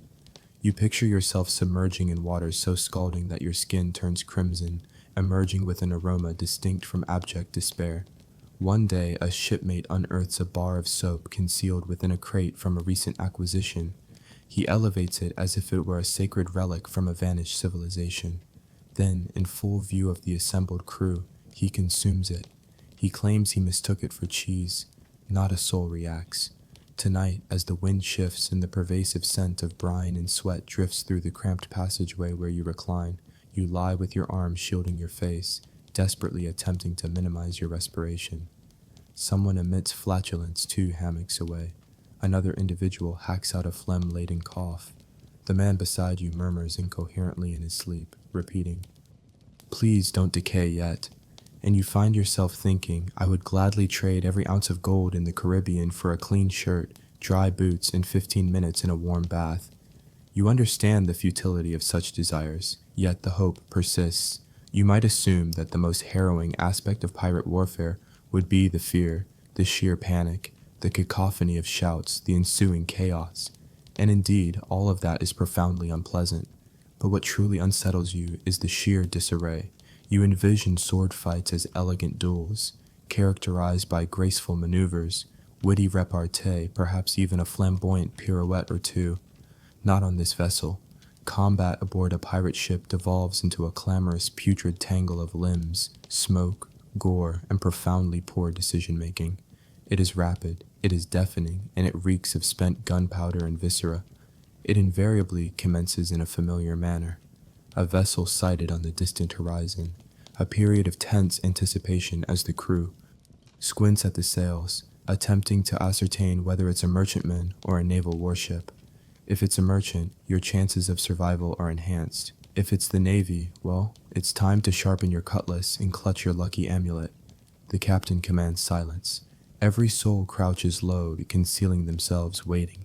You slip behind a stout barrel, your heart pounding a frantic rhythm against your ribs, your palms slick with sweat. The order is given, hoist the black. The Jolly Roger ascends, snapping sharply in the wind. Sometimes that singular act is sufficient. Many merchant captains, upon spotting the dreaded flag, will simply lower their sails and surrender. It's a preferable outcome to facing a relentless onslaught of sea-weathered desperadoes brandishing pistols and possessing wild, unhinged eyes. But when surrender is not offered, the cannons unleash their fury. The sound is beyond description. You feel it resonate deep within your bones more than you consciously hear. A profound concussive blast that seems to vibrate through the very fabric of existence. The immense recoil of the cannons nearly dislodges the gun crews from their positions. The deck shudders beneath you. The acrid smell of sulfur permeates the atmosphere. Splinters rain down like a swarm of malevolent wooden insects. You duck instinctively, though you're not entirely certain what threat you're evading. Cannons possess no inherent accuracy. Their purpose is not precision, but rather obliteration, intimidation, the perforation of hulls, or the scattering of enemy personnel. You hear a piercing shriek emanating from the opposing vessel as a shot finds its mark, followed by a torrent of curses. Your own ship retaliates. You observe a cannonball miss its intended trajectory by a considerable margin, landing in the ocean with a resounding splash. The gunners unleash a string of profanities that would rival any poet's lexicon. You, meanwhile, endeavor to suppress the urge to vomit. Then commences the boarding action. Grappling hooks arc through the air. Ropes swing precariously. Pistols are discharged. more from ingrained habit than any genuine expectation of accuracy. You follow the surging mass of the crew across the makeshift gangplanks, or worse still, you leap. You land awkwardly, you roll, scrambling to your feet just in time to deflect a wild, desperate swing from a man who appears as terrified as you feel. This is not a duel. It is a brutal melee. There is no elegance, no semblance of honor, only raw desperation. You stab at any moving target that isn't attired in your own colors. You are struck, you are bitten. Someone forcefully implants the butt of a musket into your ribs. You hear a high-pitched scream nearby. A young man, you avert your gaze, you wouldn't want to know. Pistols offer little advantage after their initial discharge. They are single-use unless you have time to reload, which is a luxury you cannot afford. You've witnessed individuals use them as blunt instruments, striking adversaries with their barrels. Swords, forget the elegant depictions from tales. These blades are corroded, nicked, and warped. One combatant wields a butcher's cleaver. Another employs an axe, still bearing remnants of rope secured to its handle. You fight with whatever object allows you to maintain your footing. At one juncture, you lose your balance on something decidedly not water, tumbling onto the deck. As a man charges at you, you evade his lunge. Your blade finds its mark in his abdomen. He gasps. You do not look back. You cannot. To pause and contemplate is to court death. Historically, maritime engagements during the zenith of piracy were characterized by extreme brutality and brevity. The majority of clashes concluded in under an hour. Vessels typically aim to capture, not annihilate, their intended prizes. After all, what is the purpose of destroying a vessel one intends to plunder? Yet the combat itself was savage. It was close quarters fighting. The cacophony, the acrid smoke, the suffocating confinement. These conditions shattered minds as frequently as they fractured bones. Pirates leveraged terror as effectively as they utilized their weaponry. The black flag was not merely a signal, it was a declaration of intent. There is a particular instance seared into your memory. You are taking cover behind a mast when you observe the opposing captain. He appears older, his hair gray, slicked with perspiration, his eyes wide with a frenzied expression. He points a pistol at your crew's quartermaster and fires. He misses. Your quartermaster reciprocates the action. He does not miss. The man collapses. A precise perforation mars his forehead. There is no theatricality, merely a descent. You do not even register the impact sound above the din. Eventually, the intensity of the fighting subsides. One side capitulates. This time, you are victorious. The opposing crew surrenders. Some discard their weapons, others weep. Some simply remain, dazed amidst the fallen, the spilled blood, and the shattered cargo containers. Your crew offers a cheer, but it lacks genuine enthusiasm. There are too many injuries, too much disarray. Victory does not possess the flavor of triumph. It tastes of metallic blood, bile, and the lingering scent of gunpowder. And now, the most arduous phase commences, the plundering. You assist in transporting crates filled with sugar, rum, and perhaps some gold, should fortune favor you. More commonly, the spoils consist of spices, tobacco, or fabrics. The wounded are moved aside. The deceased are unceremoniously cast into the sea. There is no time allocated for lamentation, nor is there any energy to spare. You find yourself stepping over the lifeless bodies without a second thought. A decision must be made by the crew, the disposition of the prisoners. Occasionally, they are presented with a choice: join the ranks or be set adrift. At other times, they are simply abandoned. You no longer pose questions. You simply fulfill your duties. Here is an unusual historical fact. Pirates frequently attempted to circumvent direct confrontation whenever feasible. Such engagements were costly and fraught with peril. Many relied on sheer intimidation. The flag, the whispered tales, their notorious reputation. Even the infamous Blackbeard himself would adorn his beard with lit fuses, aiming to appear as a demonic apparition emerging from the ocean depths. However, when intimidation proved insufficient, the situation escalated with alarming rapidity. You have now personally witnessed the reality of such savagery. Historians continue to debate the actual frequency of combat. Some posit that outright fighting was infrequent, with most pirate vessels securing their prizes without engaging in a pitched battle. Others contend that confrontations were common, particularly when encountering resolute captains or instances of miscommunication. Regardless, you now understand that a single engagement can irrevocably alter one's circumstances. Individuals vanish, ships depart in a state of disrepair, and even survivors are forever changed. That evening, you sit on the deck, your shirt stained with blood, your hands trembling. Elias joins you, a deep laceration traversing his arm. Neither of you speaks. You merely gaze out at the ocean. It appears serene now, as if it were not a scene of conflict mere hours ago, as if it had not absorbed countless men and vessels over the centuries without any discernible reaction. The scent of gunpowder still permeates the air, and a ringing persists in your ears. You grasp the hilt of your sword and realize your hands remain unsteady. You have endured your inaugural true combat. You do not feel valorous, you feel depleted. The smell of gunpowder has not dissipated when you are summoned to the main deck the following morning. Your arms still ache from the labor of plunder. Your ribs feel bruised from being forcibly shoved with the butt of a musket, and your stomach churns with residual apprehension. Yet, none of that holds significance. Another vessel appears on the horizon. The spyglass confirms its presence. Sails fully extended, hull submerged, likely laden with cargo. You have not even completed the task of removing the blood from your last raid, and now the crew is preparing for another undertaking. This is the prevailing pattern of pirate existence, periods of abundance alternating with scarcity. Either you drift through empty waters, subsisting on moldy biscuits and gambling with buttons, or you pursue other ships with the ferocity of a predatory pack, hoping they are laden with sugar, coin, or at the very least, something edible.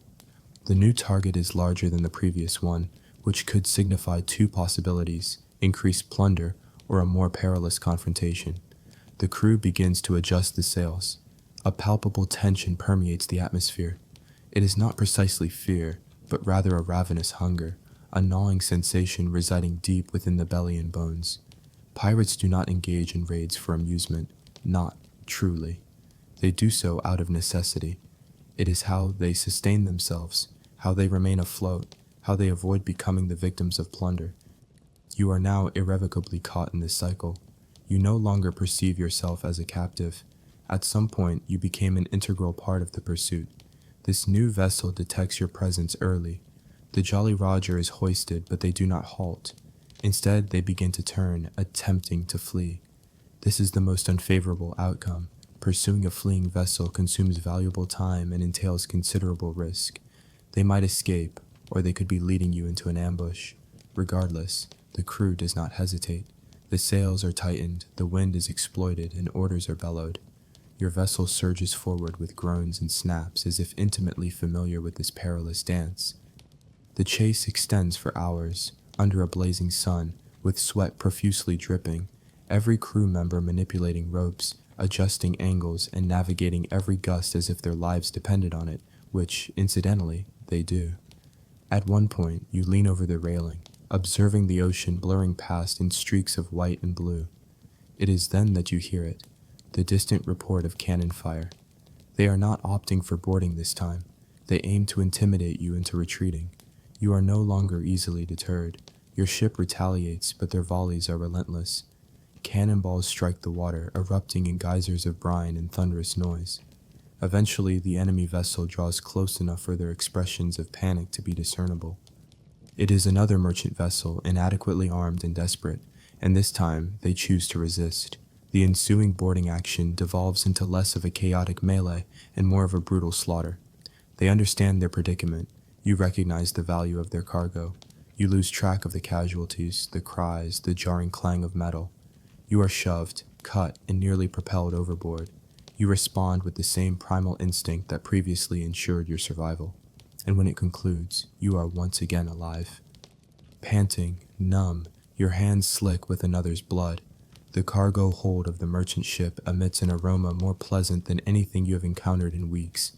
Spices, molasses, and even a barrel of lemons.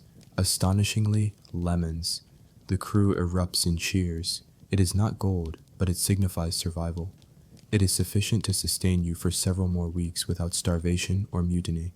Your quartermaster offers a toothy grin, displaying what remains of his dentition, and murmurs something about a bountiful haul. You are too utterly spent to reciprocate his smile. Here is where the complexities arise. Following an engagement of this nature, The spoils are distributed. Shares are meticulously calculated, adhering to established protocols. The captain receives a double portion, as does the quartermaster. Specialists such as the gunner, the carpenter, and the surgeon are allotted slightly more than the common deckhands, and you receive your inaugural official share. It is modest, a few coins, a flask of rum, a portion of cinnamon, but it is yours, and you realize for the very first time that you have genuinely earned something, not through manual labor, not by chance, but through the application of violence. Historically, the promise of equitable shares represented one of piracy's most compelling incentives. Unlike naval vessels, where one might labor for years without remuneration, pirates divided their plunder after each successful acquisition. It was undeniably perilous, but for many, particularly those impoverished, desperate, or indentured, it offered a semblance of agency. Even if that control was exercised with a cutlass and under the constant specter of death, you discover in the ensuing days that the material gains from a raid are only one facet of the reward. Status is another. Surviving a sufficient number of confrontations earns you nods of recognition as you pass. They cease referring to you as inexperienced. They invite you to rest in the shade rather than assigning you extra deck duties. Elias bestows a clap upon your shoulder, hailing you as a seasoned sea dog. You do not correct him.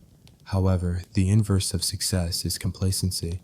The vessel becomes laden with acquired wealth, and the crew grows boisterous with drink. Disputes erupt over trivial matters. Whose hammock is whose? Who pilfered whose dried figs? You witness one man threatening another over a mere spoon. The prevailing sentiment shifts from gratitude to avarice, and you begin to overhear hushed conversations, not about adversaries, but about one another. You become aware of a conspiracy, perhaps not a grave one, but sufficiently vocal to reach the captain's attention. A faction believes they are entitled to a larger share, contending that the captain is withholding assets. You do not involve yourself in these deliberations, but you find yourself keeping your blade closer at hand when you sleep. This is because the most perilous conflicts aboard a pirate vessel transpire not between enemies, but amongst comrades. This represents the corrupt core of piracy. It is not solely the dread of naval pursuit or the fear of drowning. It is the stark realization that even in triumph, you are never entirely secure. You sail amongst killers, and trust is perpetually contingent. Should the supply of gold dwindle, should the provisions spoil, should the next vessel evade your grasp, you could very well be the next to find a blade lodged between your ribs. Yet, you do not depart. Not that you could, but even if you possessed the opportunity to abandon ship at this precise moment, you would not. You are too deeply entrenched. You have experienced the profound satisfaction of securing something through your own efforts, even if those hands are now stained. You have witnessed the expressions of men who once deemed you insignificant. Now they offer you nods of respect. You have held captured treasures and felt that peculiar, potent surge of gratification within your chest. A fierce, undeniable sense of "this is mine." You are uncertain what this revelation signifies about your character. Here is a peculiar, almost uncanny detail. Certain pirates customarily preserved mementos from their raids, distinct from mere plunder. Something more personal. A splinter from a vessel that had sunk. A gold tooth extracted from an adversary. A fellow pirate purportedly kept a stopper from a rum cask that ruptured during his inaugural boarding, deeming it his fortunate seal. You find yourself gazing at the handle of your cutlass, contemplating if this weapon now serves as your keepsake. Does this marred, chipped blade signify something significant? Does your own existence hold meaning now?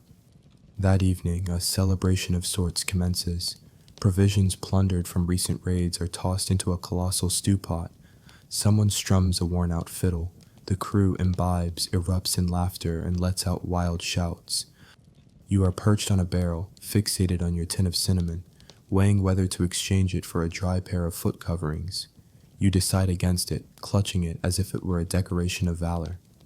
You have weathered another raid, amassed a modest profit, and avoided injury. You even managed to consume sustenance that didn't taste like seaweed. You ought to feel a sense of accomplishment, yet all you experience is exhaustion. You are roused by shouting, but it's unlike the usual din. No drunken scuffles, no curt commands from the captain, no raucous mob of inebriated fools squabbling over dice. This clamor is more piercing, colder, with hushed, urgent tones passed around the deck like a contagion. You pull yourself from your cot, your limbs still aching from the recent engagement, and catch a word that invariably heralds trouble: mutiny. It begins as a murmur, then swells, gaining conviction. You hear it from Brody, a man typically engrossed in conversation with his belt buckle.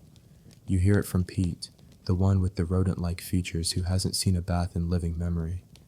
Even Elias casts a knowing glance your way, his lips pressed together in a weary line, conveying that something is afoot. You are already aware of the established order. When provisions dwindle or the division of spoils is perceived as inequitable, blades are drawn, not against adversaries, but against shipmates. The current captain, Boone, a formidable figure built like a bulwark, with a voice that booms like thunder, has successfully led a dozen expeditions. However, that achievement holds no sway now. The word on the deck is that he pilfered a portion of the recent haul, pocketing some coins for himself. Perhaps he absconded with a cask of rum that went unnoticed. The crux of the matter is he should have anticipated that his actions would be observed. Pirates harbor no tolerance for larceny, particularly from their own ranks. The quartermaster, Grim Harrow, offers no intervention. He is meant to be the equipoise, the voice representing the crew's sentiments, the individual responsible for ensuring the captain's integrity. Yet, of late, his pronouncements have dwindled to mere whispers. Rumor suggests he is complicit in the embezzlement, or even more ominously, orchestrating his own act of treachery. Whether these assertions hold truth is inconsequential. Once the seeds of doubt are sown, they inevitably proliferate. And aboard a pirate vessel, trust is valued less than dry socks. Historically, insurrections were not an uncommon occurrence in the annals of piracy. One might imagine pirates to be solely driven by chaos and lawlessness, but in reality, their vessels operated under a fragile yet volatile system of governance. Should a captain forfeit the crew's confidence, he could face a vote of no confidence or be unceremoniously ejected overboard. At times, they would simply abandon him on the nearest sandbar, provisioned with a flask and a solitary bullet. On other occasions, they allowed the sea itself to render judgment. Boone might be the next to face such a fate. You have no desire to align yourself with any faction. This is not born of nobility, but rather from sheer fatigue.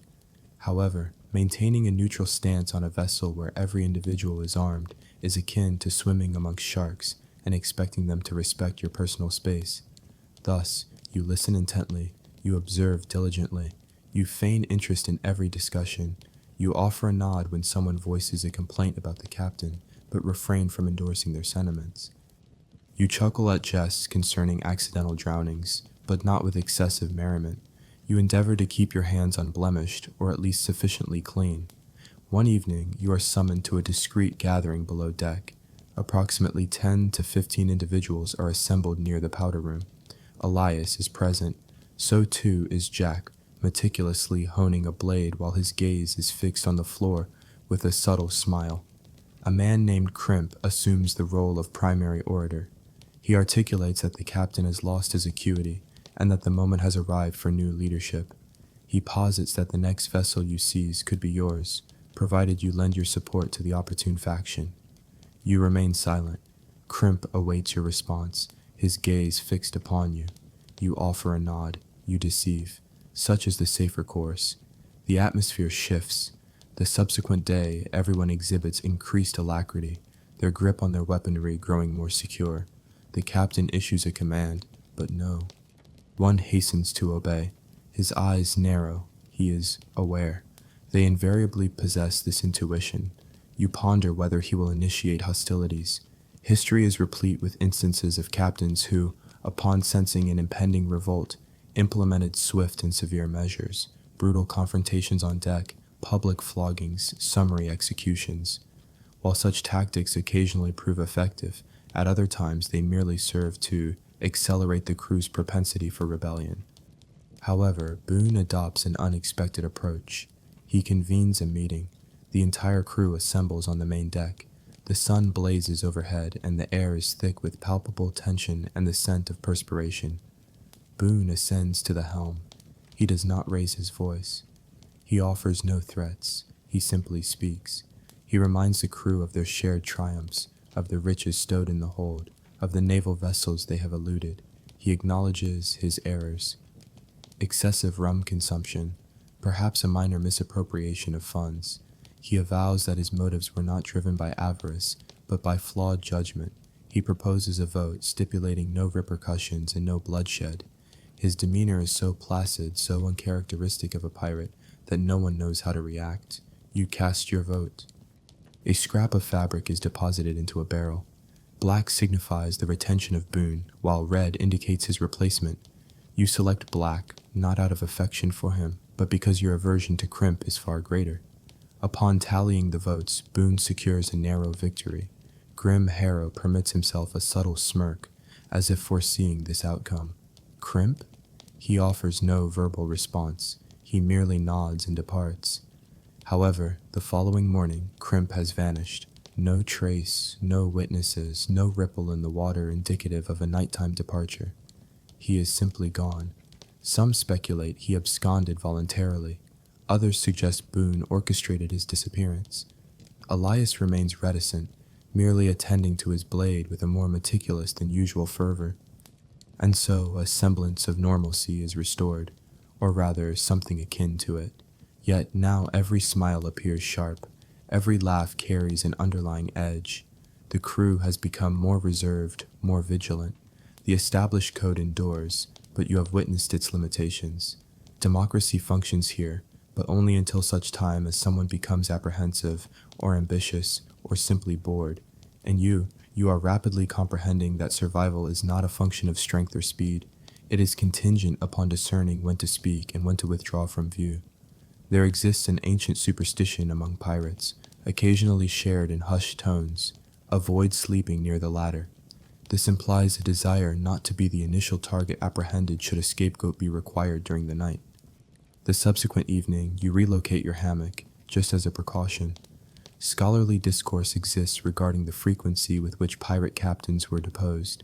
Certain historians assert it was a rare occurrence, positing that most captains commanded sufficient fear or respect to deter challenges. Others cite accounts such as that of Charles Vane, who was overthrown by his own crew for his recklessness, or Edward England, who was voted out for exhibiting excessive leniency. The truth likely fluctuates depending on the crew's disposition, the magnitude of the plunder, and the prevailing wind conditions on any given Tuesday.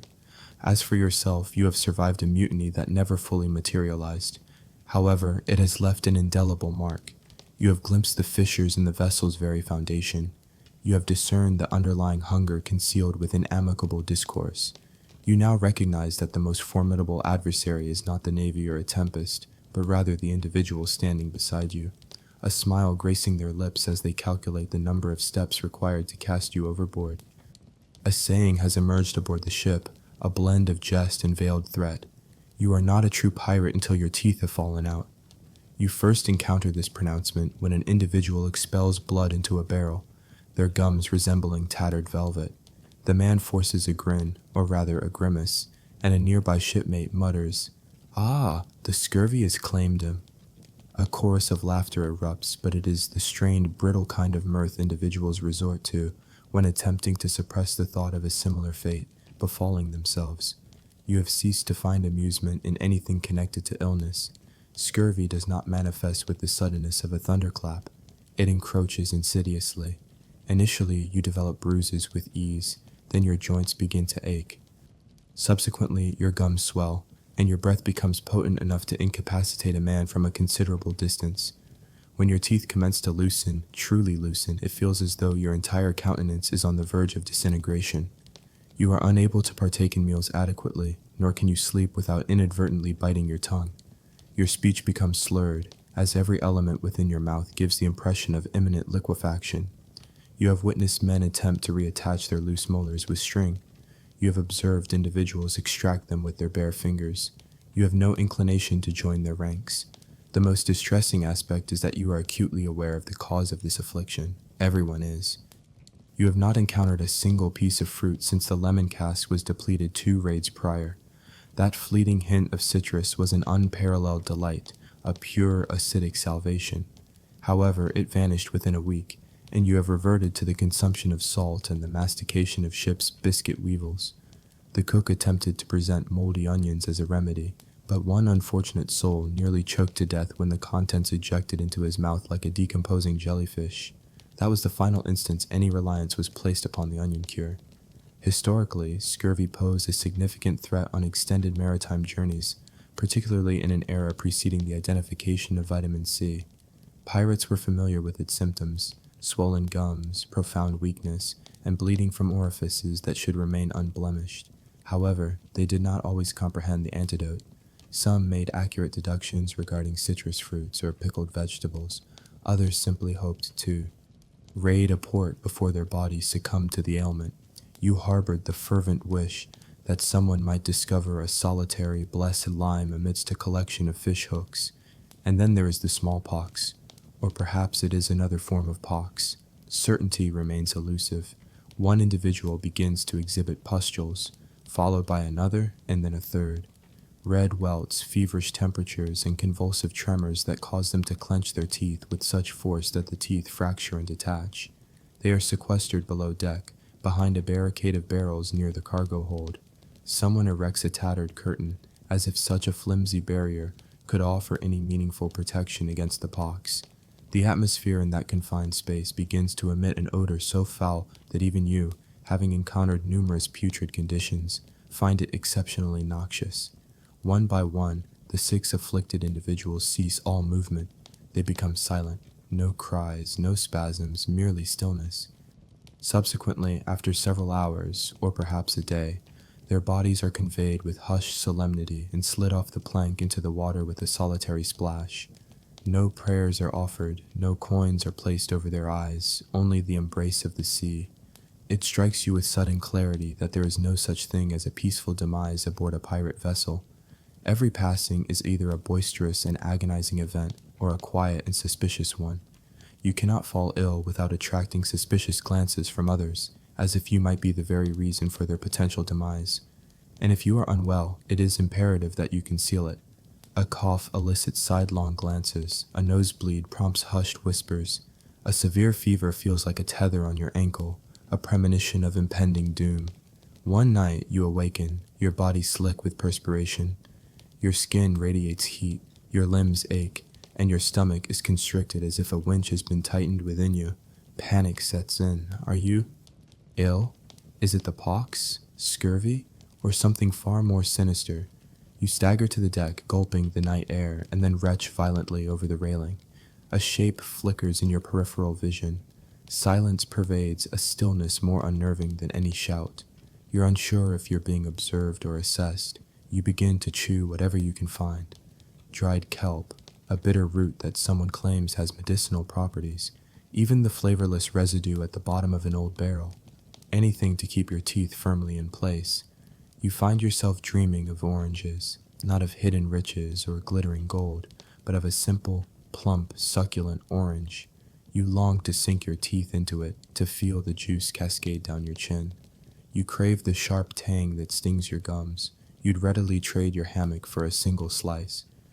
Indeed, you trade your sword.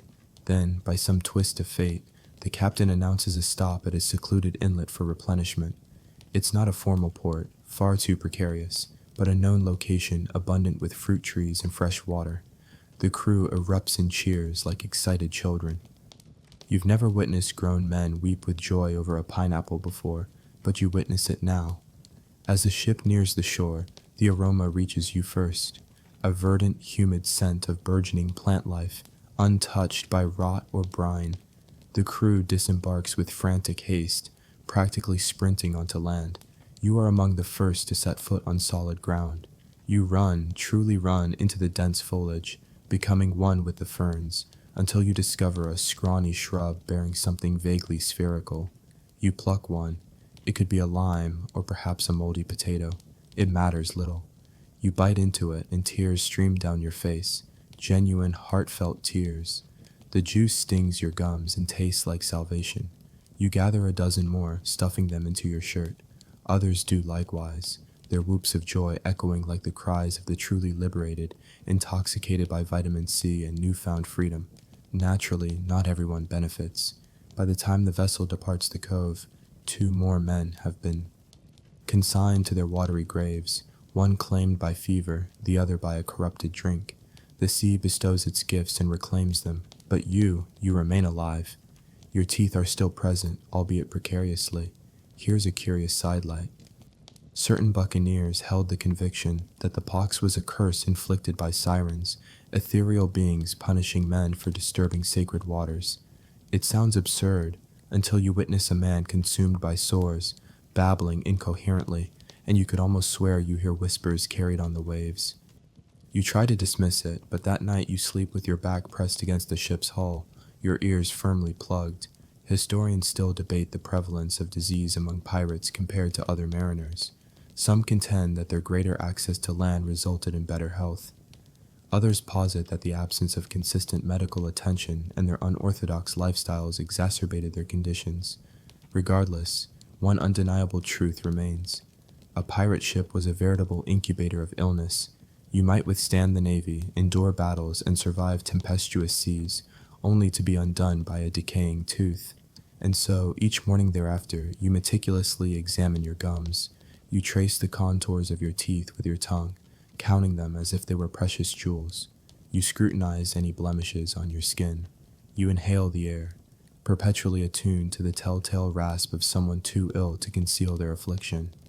You reassure yourself that you are well, that fortune favors you, that time is on your side, but you refrain from vocalizing these thoughts lest the sea overhear them. You once believed the Jolly Roger symbolized merriment, a black ensign, a skull and crossbones, perhaps a cheerful grin, and a parrot squawking for comic effect, all elements of a fanciful tale.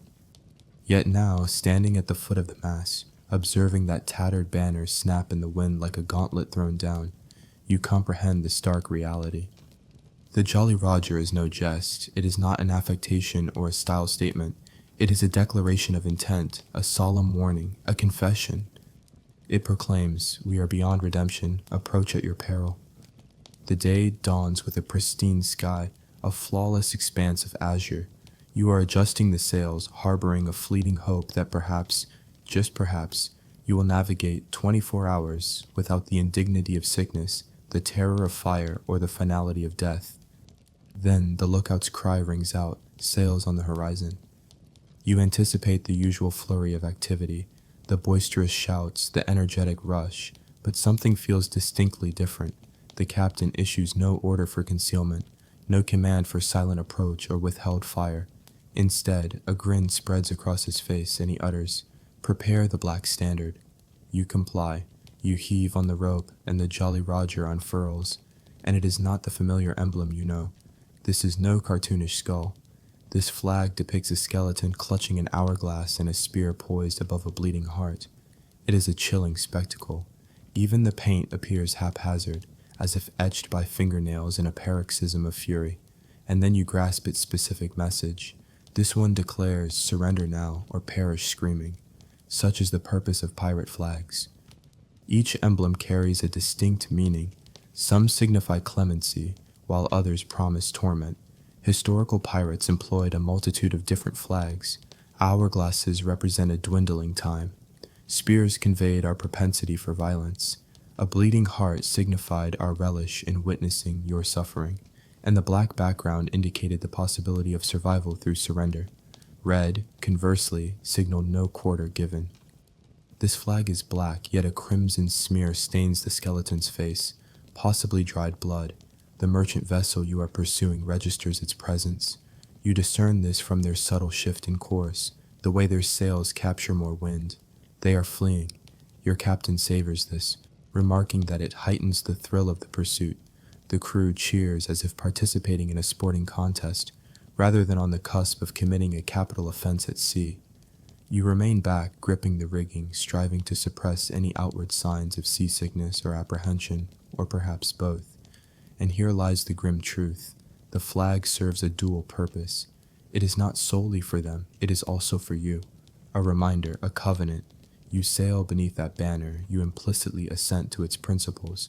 You become the very embodiment of the monster. You are no longer a conscript forced aboard. You are no longer a victim. You are an integral part of the terrifying message. This realization unsettles you, more than the chase itself. As the ship finally closes the distance, the captain signals for the flag to be lowered by half. You suspect an error until Elias explains that it's part of the performance. Half-masted, he clarifies, signifies mourning. Usually for you, he adds, and true to his word, the merchant ship falters. You observe individuals brandishing a white cloth. They are capitulating. No cheers erupt, not yet. You board with the others. The crew of the merchant vessel stands in a line, trembling, their eyes wide with terror. Some are armed, but they quickly relinquish their weapons. All fight has drained from them. They have witnessed the flag. They comprehend its implications. Nevertheless, purely for effect, the captain singles out one individual and has him brought forward. "We fly death," he declares. "Therefore, we must embody it." The man is stabbed, a slow, deliberate act.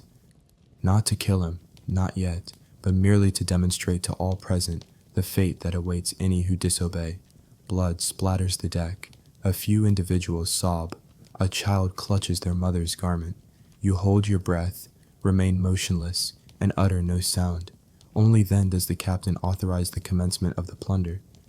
Later, you inquire of Elias the rationale behind this spectacle, the purpose of the flag, the imperative to instill terror. He looks at you, calm as ever, and says, "Fear travels faster than cannon." Then, after a pause, he adds, "It saves powder." He studies your face for a moment, then finishes, more softly, "We need them to lose their will before we fire a single shot." You ponder whether he refers to we as the crew, or they as the terrified merchantmen. You fervently hope it is the latter. Here's a peculiar detail absent from children's stories. Pirate flags were frequently improvised. Some were fashioned from discarded sailcloth, others daubed with tar, animal blood, or even red wine. One account recounts a pirate who affixed his adversary's ears to a banner, hoisting it solely to observe its movement. No one recalls his name, yet the flag remains etched in collective memory. Certain vessels even carried multiple ensigns, switching them according to their prevailing disposition. There exists scholarly divergence regarding the true extent of the Jolly Roger's deployment. The iconic image of the skull and crossbones possesses such pervasive recognition that it appears universal. However, some historians contend that the majority of pirate ships flew either plain red or black flags or no flag at all until the opportune moment. The Jolly Roger, in all its stylized grandeur, might be more legend than reality. It holds little significance for you now. You witnessed one today, and it irrevocably altered your perspective. The merchant ship is thoroughly stripped. Crates of fabric, tobacco, and a few coffers of silver are plundered. One passenger, a young woman with fiery red hair and a sword at her side, is invited to join the crew. She politely declines. The captain smiles, expressing admiration for her spirit. She is permitted to depart, and you refrain from inquiring about the potential consequences had she accepted. You return to your own vessel.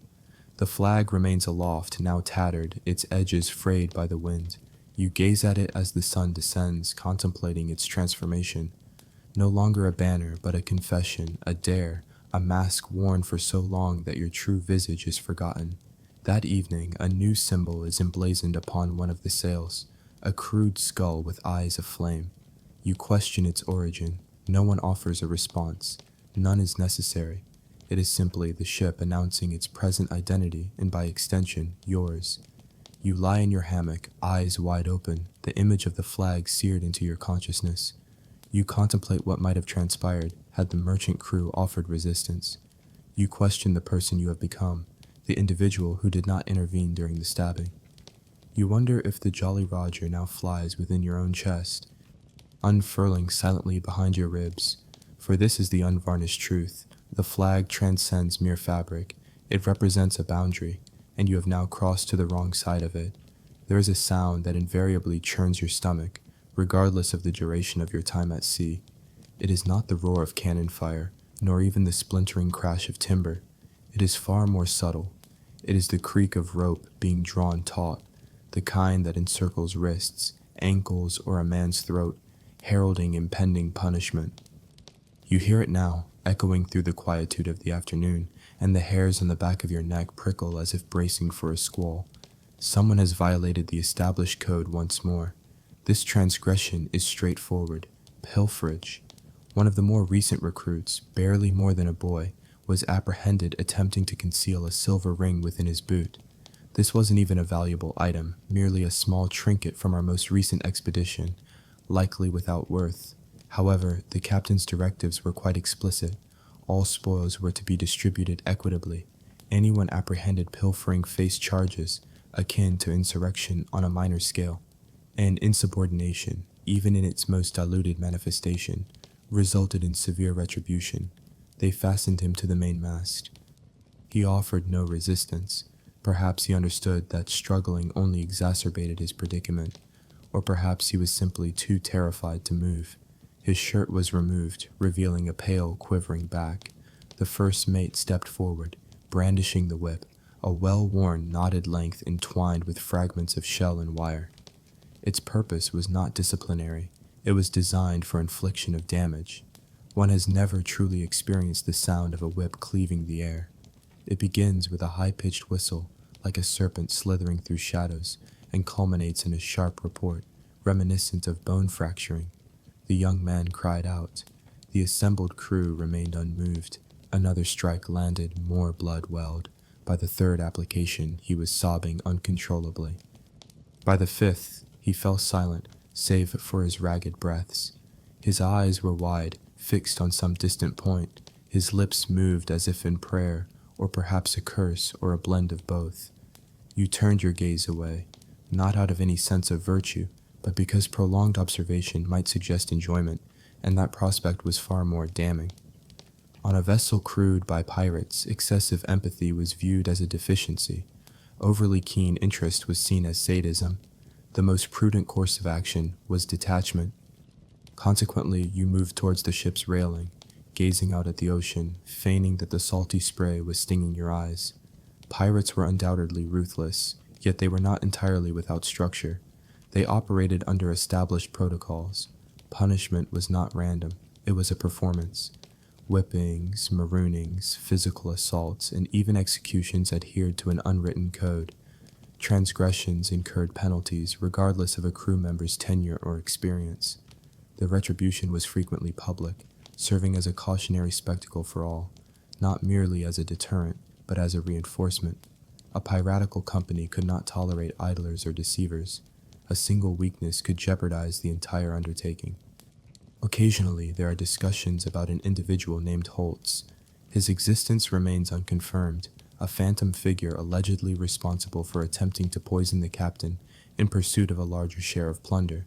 Accounts suggest he was secured to the bowsprit, spread wide like a grotesque effigy, and left exposed to a tempest, buffeted by wind and rain until his skin sloughed off like scorched vellum. Upon his demise, his body was detached, not for interment, but to be cast into the sea for the sharks. Elias asserts the veracity of that particular detail. He claims to have witnessed the predators lurking beneath the hull, anticipating their meal. Some forms of punishment exhibit a certain ingenuity. There was the instance of a crew member who overindulged in grog, defiling the water cask with his urine, and was subsequently discovered. He was not subjected to the lash. Instead, he received absolute ostracization. No one spoke to him for 3 days. No one provided him with sustenance or water. His presence was entirely disregarded. On the 4th day, he succumbed to the isolation, ascended the railing, and began to utter nonsensical pronouncements. The captain summoned him back, but he refused. Then he leapt into the sea. The ocean claimed him without a sound. There is a fleeting, whispered tale that surfaces during a late-night dice game, shared amongst muttered oaths. It speaks of a ship that departed from Nassau, which punished offenders accused of larceny by encasing them in sailcloth and towing them behind the vessel, not for an extended duration, merely sufficient to abrade the skin. This practice was referred to as the ghost tow. The legend posits that survivors were permitted to remain aboard, albeit with significant disfigurement, but they were granted continued existence. That, apparently, constituted the reprieve. Certain historical analyses propose that such punitive measures were not as prevalent as popular narratives suggest. These analyses contend that pirate crews relied more heavily on collective disapproval, democratic decision-making, and pragmatic repercussions such as reduced shares of loot or demotion in rank. However, these perspectives originate from scholars ensconced in comfortable, secure environments. You have witnessed firsthand the consequences of deviating from the established code in this unforgiving environment. The sting of the lash is tangible. The contusions are undeniable. Fear proves a more potent instructor than equitable treatment. Following the flogging, the young man was released from his bonds.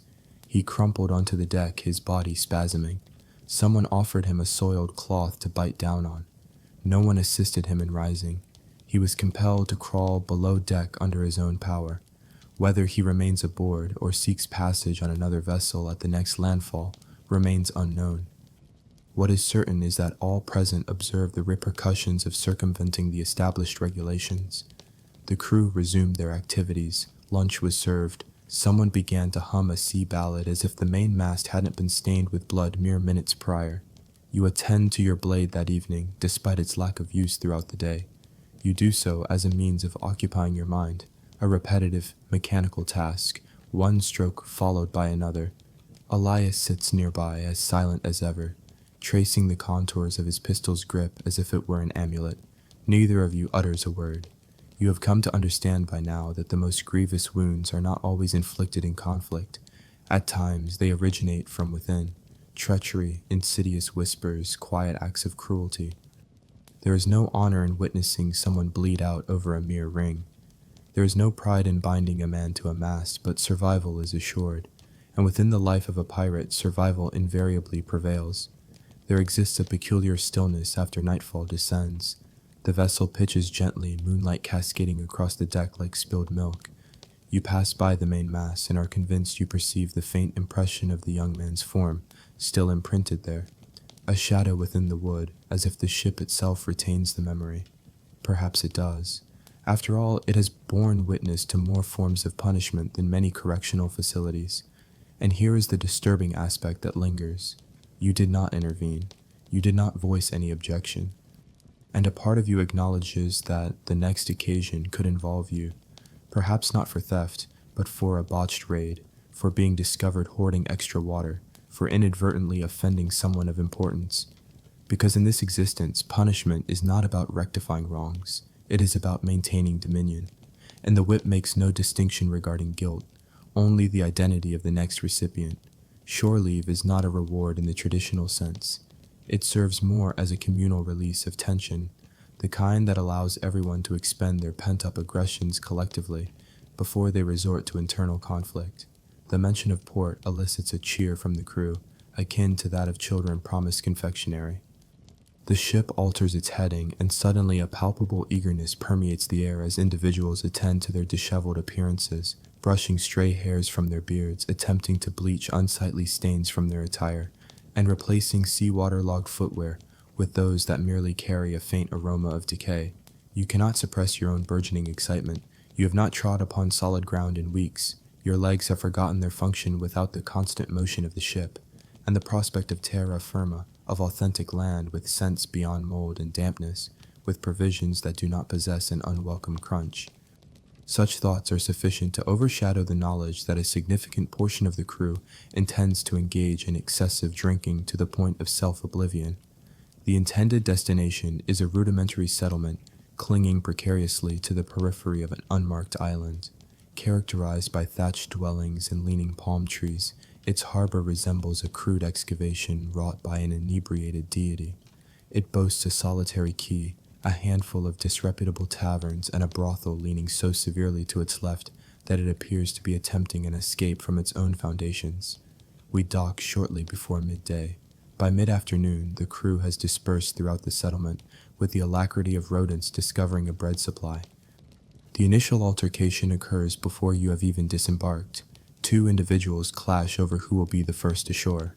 One ends up submerged in the water, emitting laughter and bleeding from his nose.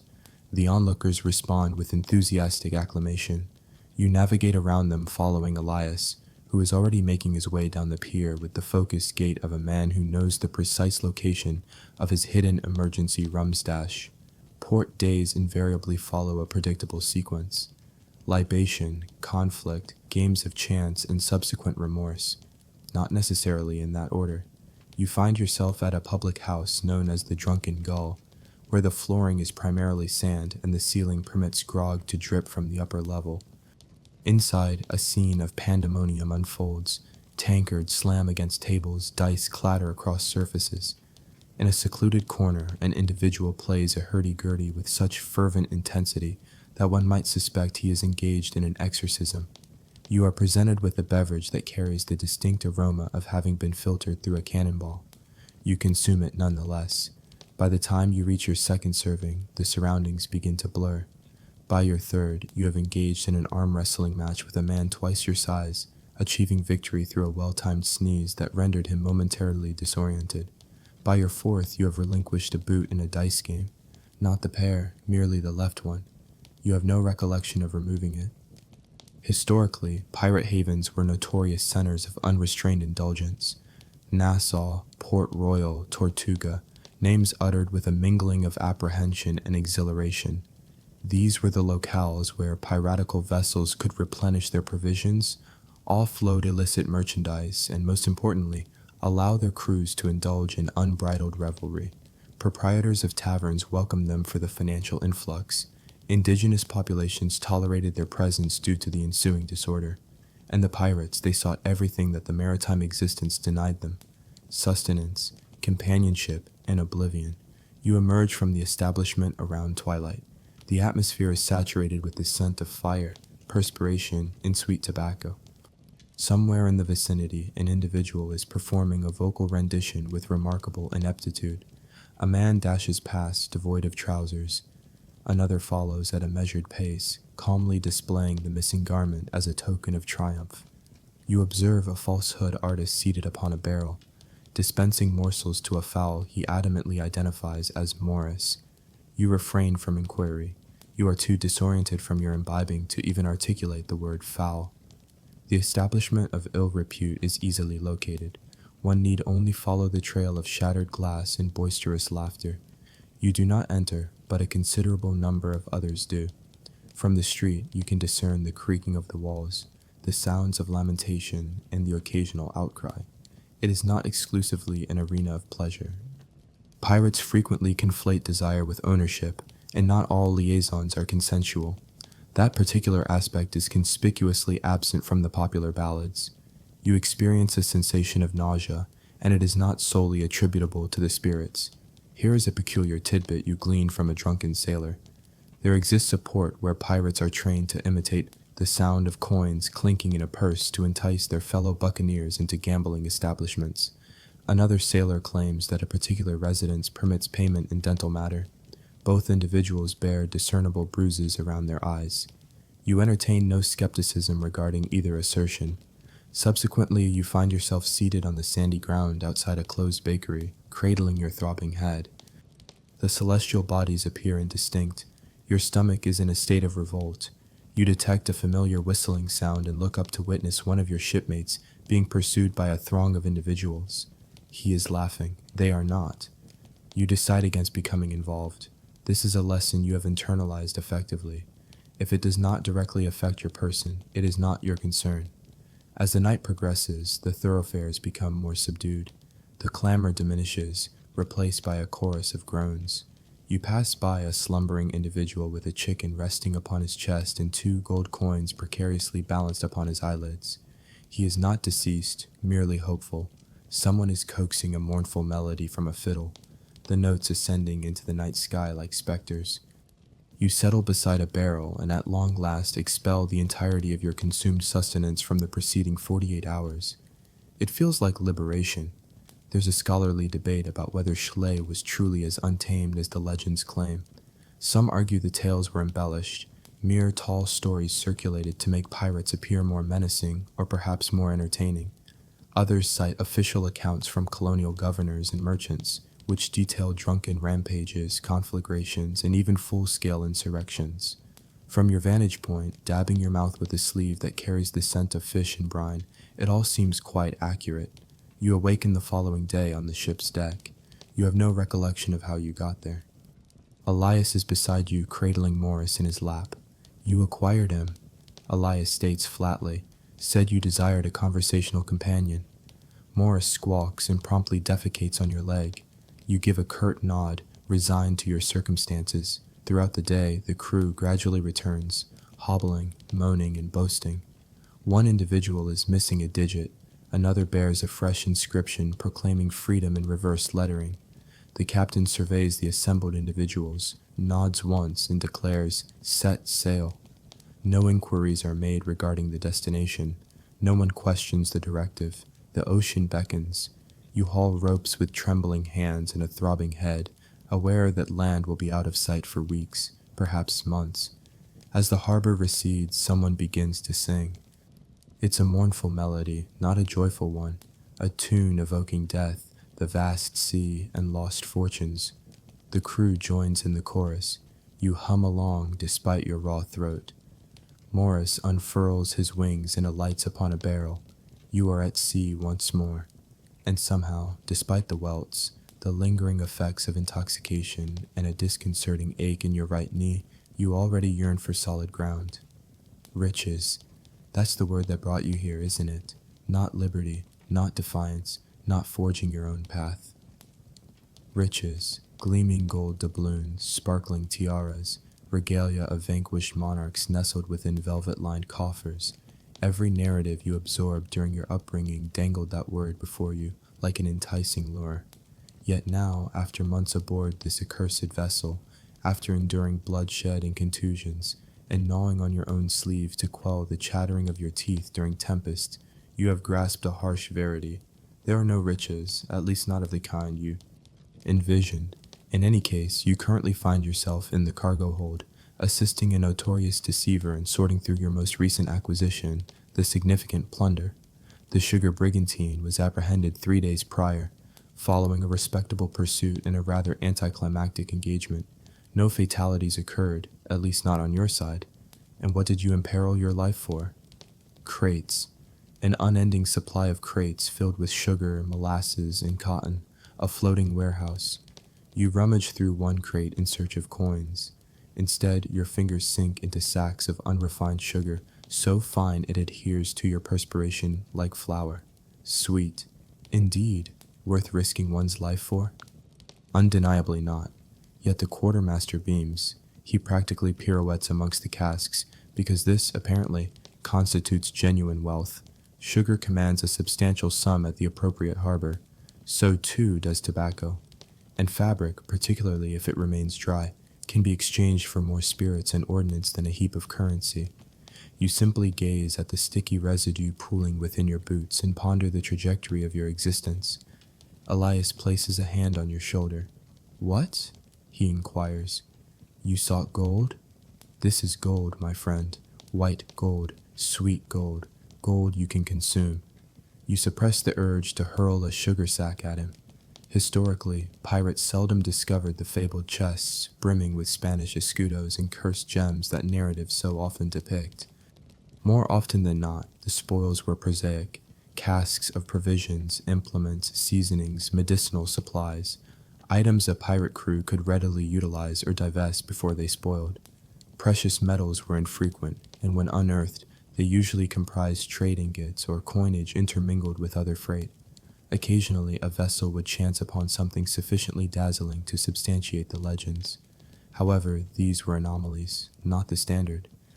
And even when coinage is discovered, there's a caveat.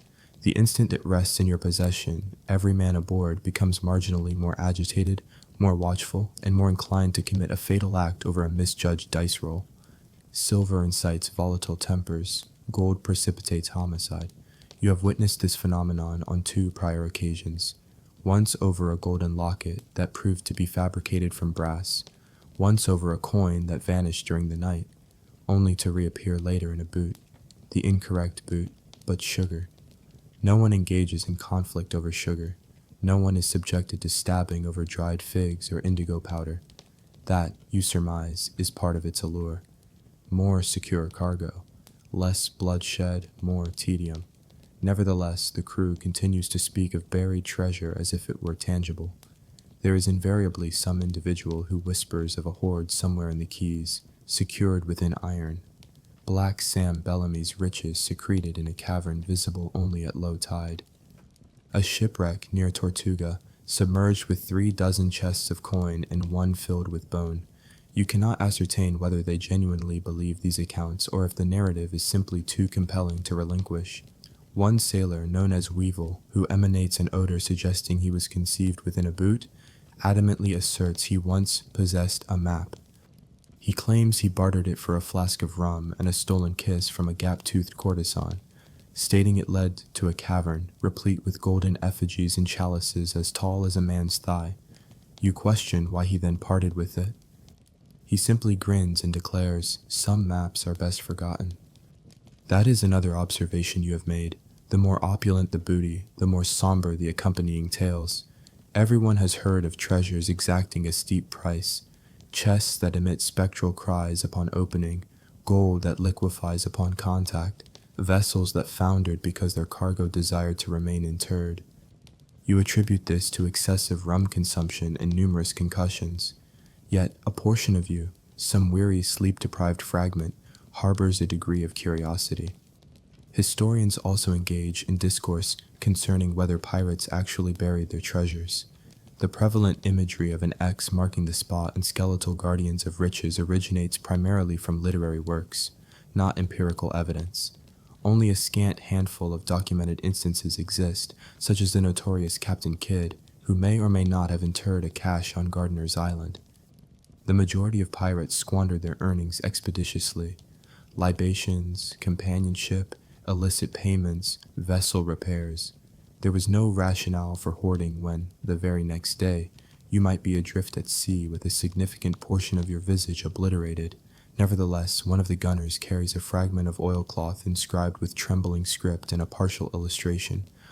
He claims his progenitor bestowed it upon him, asserting it delineates the path to the coveted treasure, the one that occupies everyone's aspirations. No one credits his assertion, yet no one dismisses it with ridicule either. You assist in hoisting the acquired goods onto the deck, where they are meticulously arranged and documented. Several sacks rupture, scattering fine white particles across the wooden planks. One pirate, in jest, inhales a portion of it and promptly commences to cough uncontrollably. The crew erupts in uproarious laughter, so boisterous that one member topples overboard. No one ventures to his aid. That evening, as the sun descends and the casks are secured, you recline by the railing with Elias, listening to the others intone songs about wealth and women with eyes like rubies. You reflect upon the fact that none of them ever seem to compose ballads about tobacco or nutmeg. No one crafts a sea shanty dedicated to desiccated oranges, and yet here you are, sailing. From one peril to another for the sake of sugar, you still dream of gold on occasion, coins cascading through your fingers, a chest so abundant its depths are concealed. You awaken with your hand clenched tightly, grasping nothing but splinters. Here is a peculiar little fact. Certain pirates received payment in commodities rather than currency. A barrel of molasses here, a bolt of fine cloth there.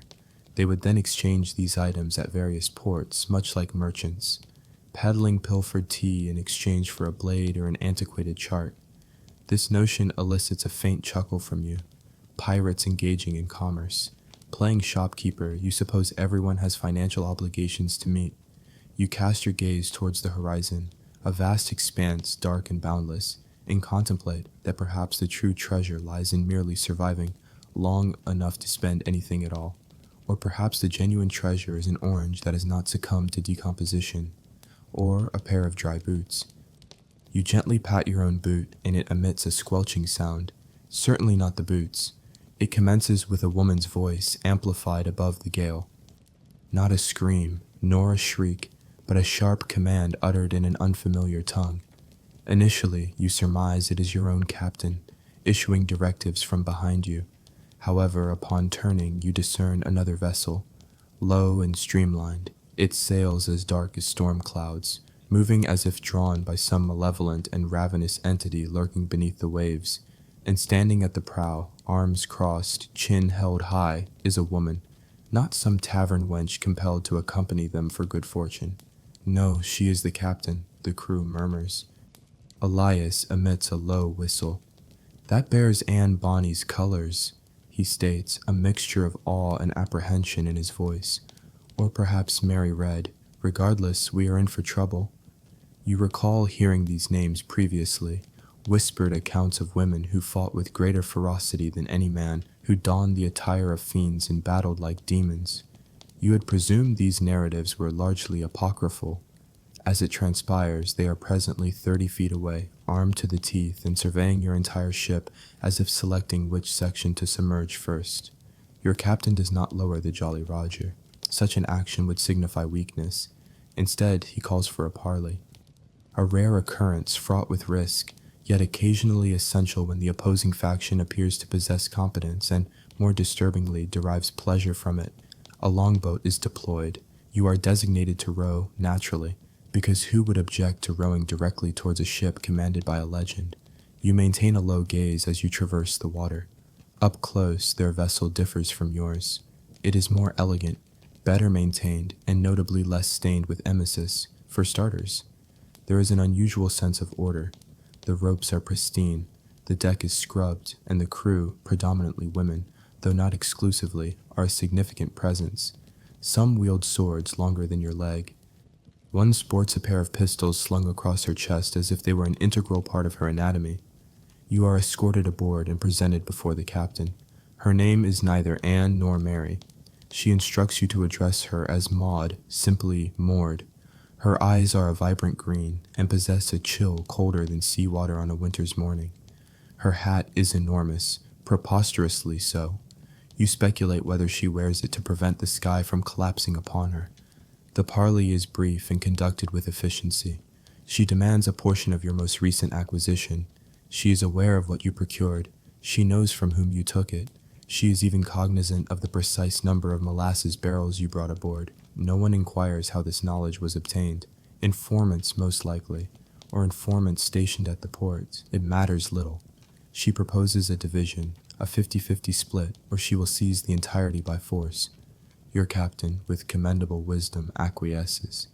He possessed an innate understanding of a losing situation, and noting the subtle tremor in Moore's fingers as they neared her firearm, he realized she relished the prospect of making him regret his refusal.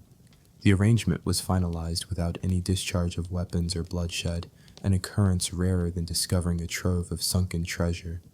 Upon returning to your vessel, the atmosphere was a complex blend of sentiments. Some individuals harbored resentment over the division of spoils, while others felt a sense of reprieve. You, however, found yourself captivated, as your preconceptions had painted this as exclusively a male domain, a harsh environment where women were merely figments of imagination, victims, or unheard background elements. Yet this portrayal was incomplete. You had just encountered one of the few exceptions, and in this world, exceptions often dictate the prevailing norms. Historically, female pirates were infrequent, but undeniably present. Anne Bonny and Mary Red stand out as the most notorious, both recognized for adopting male attire during combat, wielding pistols and reportedly fighting with a ferocity unmatched by their male counterparts. Qing Shi, a formidable Chinese pirate queen, commanded a fleet comprising hundreds of ships and enforced a stringent code that stipulated immediate execution for insubordination. These were not mere figureheads, they were commanders, instillers of fear, transgressors of rules, and occasionally individuals whose very survival was a tale, woven with silk and tempered steel. A common sailor's superstition suggests that women aboard ships invite misfortune, potentially conjuring storms and driving men to madness. You had encountered this notion numerous times. You were also familiar with the claims of older mariners, who asserted that the presence of a woman on a ship portended that the sea would soon claim a life. However, you now questioned whether these beliefs were merely echoes of ancient anxieties. Captain Moore, in contrast, did not exude an aura of impending doom. Rather, she radiated an image of control, of inherent danger, embodying precisely the type of individual who thrives in this environment. In this realm, thriving necessitates a keen awareness of when to engage in trade and when to resort to lethal force. Not every female pirate commander achieves renown. Some operate in quiet obscurity. The cook's assistant on your ship, known as Mirror, is rumored to have dispatched a naval officer's throat during a shipboarding and unceremoniously disposed of his body at sea with no one bearing witness. She seldom engages in conversation, yet all crew members make a point of extending courtesy when she is in the process of sharpening her blades. Then there are the eccentrics, the musician sporting a third nipple, which he attributes to a fortunate encounter with a mermaid, the elder who believes his beard is possessed by the spirit of his deceased wife, and the shipwright who claims to have once exchanged pleasantries with Davy Jones and now weeps whenever he consumes shellfish. These individuals may not hold captaincies, but they are integral to the very essence of pirate existence. Colorful characters, living legends who contribute to the intrigue and the terror. Among them is Jasper the Mad, whose back bears a tattoo of a woman astride a shark. He asserts it represents either Ching Shi or his mother, though he remains uncertain. Regardless, he engages in conversation with the image each morning before his meal. Previously, you considered him deranged, but now you are less convinced. Historians remain divided on the extent of influence women wielded within pirate societies. Some contend they were rare anomalies, tolerated solely due to exceptional aptitude or force of personality. Others propose that pirate life, existing beyond the confines of conventional societal structures, fostered greater liberation, including in matters of gender. A floating meritocracy, where proficiency with a blade and a bottle was the sole criterion of worth. You inquire about Elias's perspective. He offers a shrug, stating, "It makes no difference. Anyone capable of sailing, fighting, and surviving is acceptable to me. Their appearance, whether bearded or bonneted, is of no consequence." You concur, acknowledging the validity of his assertion. A week later, you once again sight Moore's vessel on the horizon. She maintains her distance, merely sailing past, a dark silhouette against the water. Her flag flies prominently, an hourglass superimposed upon crossed sabers. You ponder the unspoken message she conveys this time. A reminder, a warning, or perhaps merely a silent acknowledgement from one survivor to another. That evening, you dream of standing at the helm of a ship, the wind whipping through your hair, a fleet trailing in your wake. In this nocturnal vision, your voice resonates with authority, your cloak billows dramatically, and your commands are met with unquestioning obedience. You awaken with a faint smile, understanding that out here, the sea is indifferent to one's identity. It merely assesses one's capacity for endurance and future prosperity, and tomorrow is yet to dawn. She remains a presence on the horizon. As you consume chilled fish from a tarnished tin plate, you perceive an unsettling stillness. It's not peace, but a silence that descends when a remark is made that should have remained unspoken. Your gaze drifts upward. Elias has vanished. Whisper, too, is gone. The captain has remained confined to his quarters for 2 days, and the quartermaster paces the deck with the agitated air of a clergyman at an execution. The crew avoids eye contact. Something is amiss. In this world, amiss often foreshadows bloodshed, incineration, or a combination of both. You discreetly make inquiries, neutral questions such as, "Have you seen Elias?" or "Is the captain well?" elicit only shrugs and evasive responses. A few crew members scowl, and one man spits overboard without glancing in your direction. Eventually, you encounter Brody near the forecastle, tending to a split lip and a mug of what he claims is tea, though it distinctly smells of stale socks and rum. He leans in conspiratorially, his voice low, and confides, "There are whispers of negotiations, perhaps with the Navy, or the East India Company scoundrels." Negotiations? That's a graver offense than mutiny. The very essence of being a pirate lies in existing beyond the reach of the law. However, occasionally someone aboard grows too ambitious or desperate and initiates contact with the opposing side. They might offer intelligence in exchange for gold, or perhaps betray former comrades to secure a pardon. Regardless, it constitutes treason, and treason rarely goes unnoticed indefinitely. It transpires that Whisper, who has been with the ship longer than you have, disappeared during the last port call. No one witnessed his departure. No note was left. No struggle ensued. Simply gone. However, a sealed envelope was discovered in his hammock, unmarked on the exterior. Within, a list of names was penned. Your name was among them, as were Elias's and Brody's. The implication was undeniable. Someone was compiling information, systematically betraying the crew, name by name. A chill washes over you. It could be nothing, a jest, a veiled threat, or it could signify that upon your next arrival at port, authorities await with shackles and a pre-erected gallows. The crew begins to fragment. Conversations are now held in hushed tones in corners, and disagreements simmer just beneath the surface. At night, hammocks are quieter, not due to sleep, but from the pervasive tension of listening and watching. You keep your blade closer than ever and cultivate the habit of sleeping with one eye partially open. Elias reappears one morning, sporting a split lip and offering no explanation. When you ask about his whereabouts, he replies, "I was just out." You refrain from pressing further, but later he discreetly passes you a folded scrap of paper bearing a single line inscribed in charcoal. "Trust no one below deck." You cease your inquiries. The captain emerges the following day, appearing more aged than you recall, his eyes sunken, his jaw set grimly. He orders a change of course, diverting from the customary trade routes. That is when you realize his fear. Whatever whisper was involved in, whatever agreement was reached, it's significant enough to unnerve the man who once laughed while under enemy fire. The captain makes no mention of the note or the list, but the sails are trimmed taut, the cannons are cleaned, and no crew member is permitted to leave their post. Then, you notice a vessel trailing your ship. Initially, it's a subtle presence, a mere speck on the horizon, perhaps a merchantman. It gradually draws closer, never gaining, never falling behind, simply present. You veer left, it mirrors your movement. You reduce speed, it matches your pace, perpetually remaining outside cannon range. Observing, some speculate it's a naval reconnaissance vessel. Others believe it to be another pirate crew aware of the incriminating list. A few surmise it is Whisper himself, commanding a phantom ship laden with your names and a crew of informers. That night, someone sets fire to the water barrels. This incident marks the true unraveling.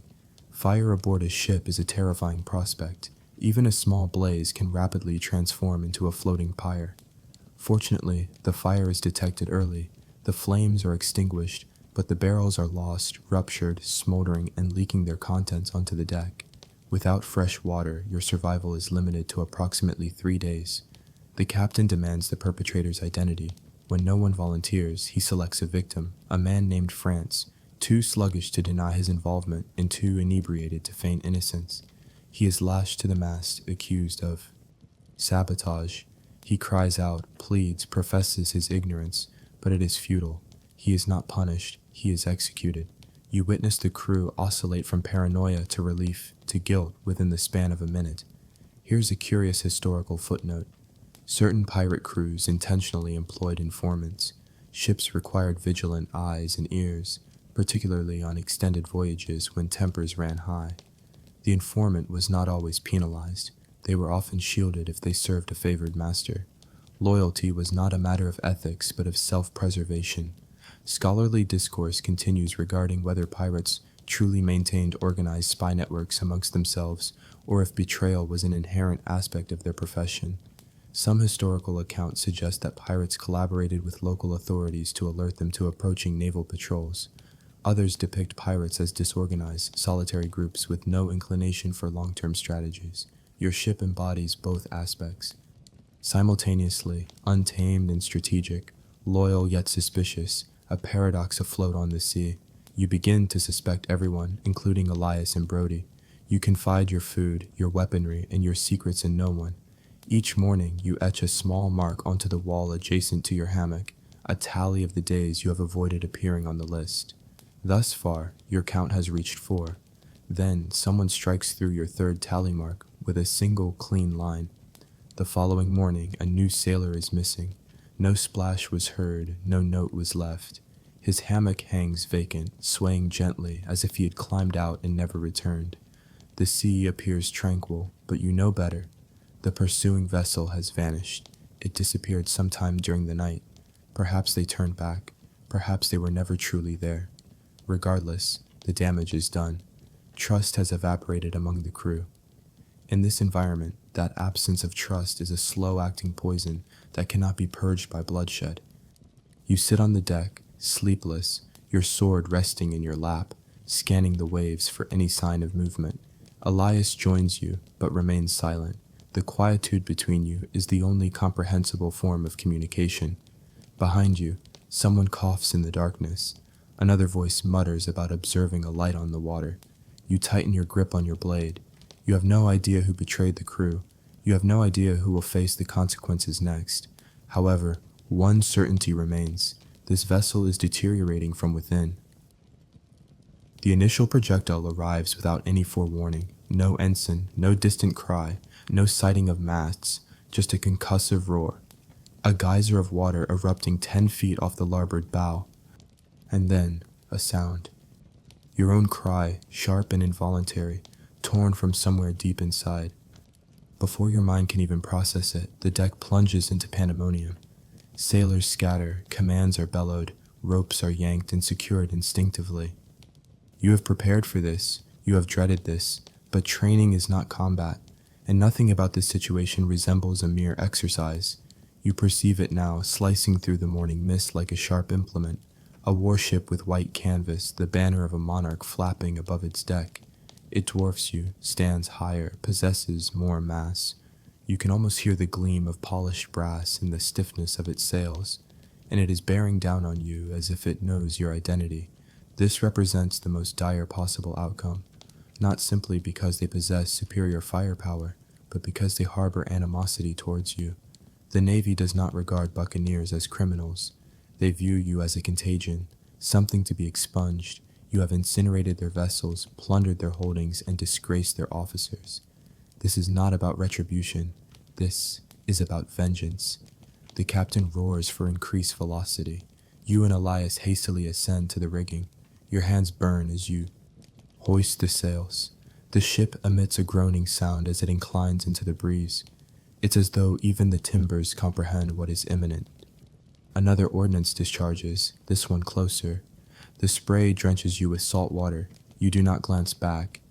Looking back is a waste of precious time. Looking back leads to demise. Yet, irrespective of your speed, the Navy is swifter. Their hull cleaves the water cleanly. Their gun crews fire in a precise cadence. Boom, boom, boom. A lethal rhythm. One shot clips the stern, scattering splintered wood. You collapse onto the deck, shielding your head with your arms. When you rise, the world is more cacophonous, contracted and disoriented. The next instruction is issued. Prepare the cannons. You have fewer artillery pieces. A portion of your gunpowder is damp, and one of the gunners lost vision in one eye following a drunken incident involving potent liquor and a flame.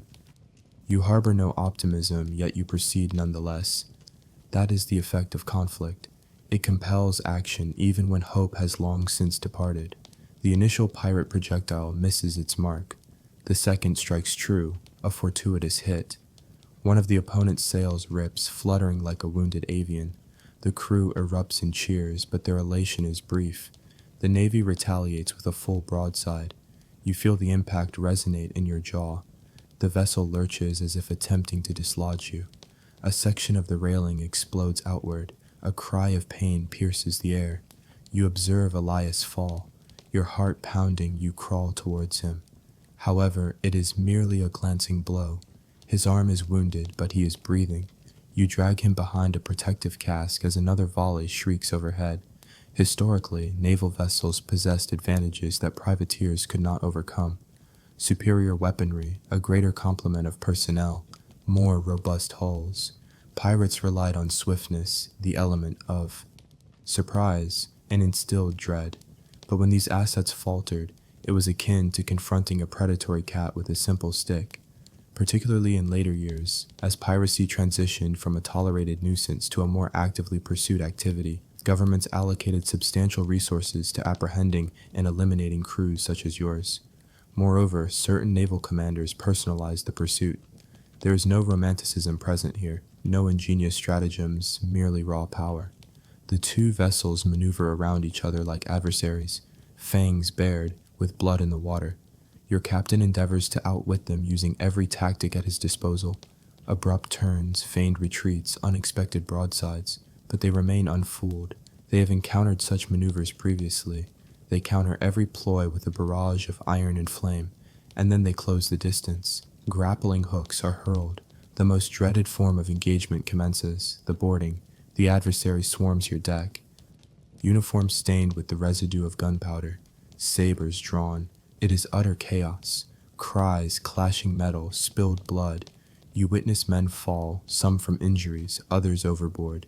You find yourself engaged in a duel with an individual twice your stature and prevail only because he stumbles on a loose plank, allowing you to stab him in the abdomen as he topples.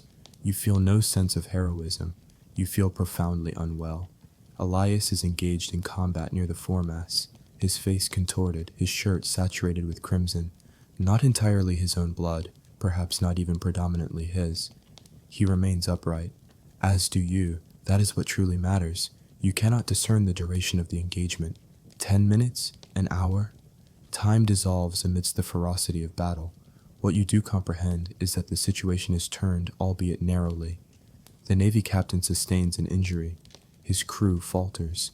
Your quartermaster emits a ferocious roar and leads a counter-assault that repels them back across the gangplank. One pirate casts a burning torch onto their deck before they withdraw.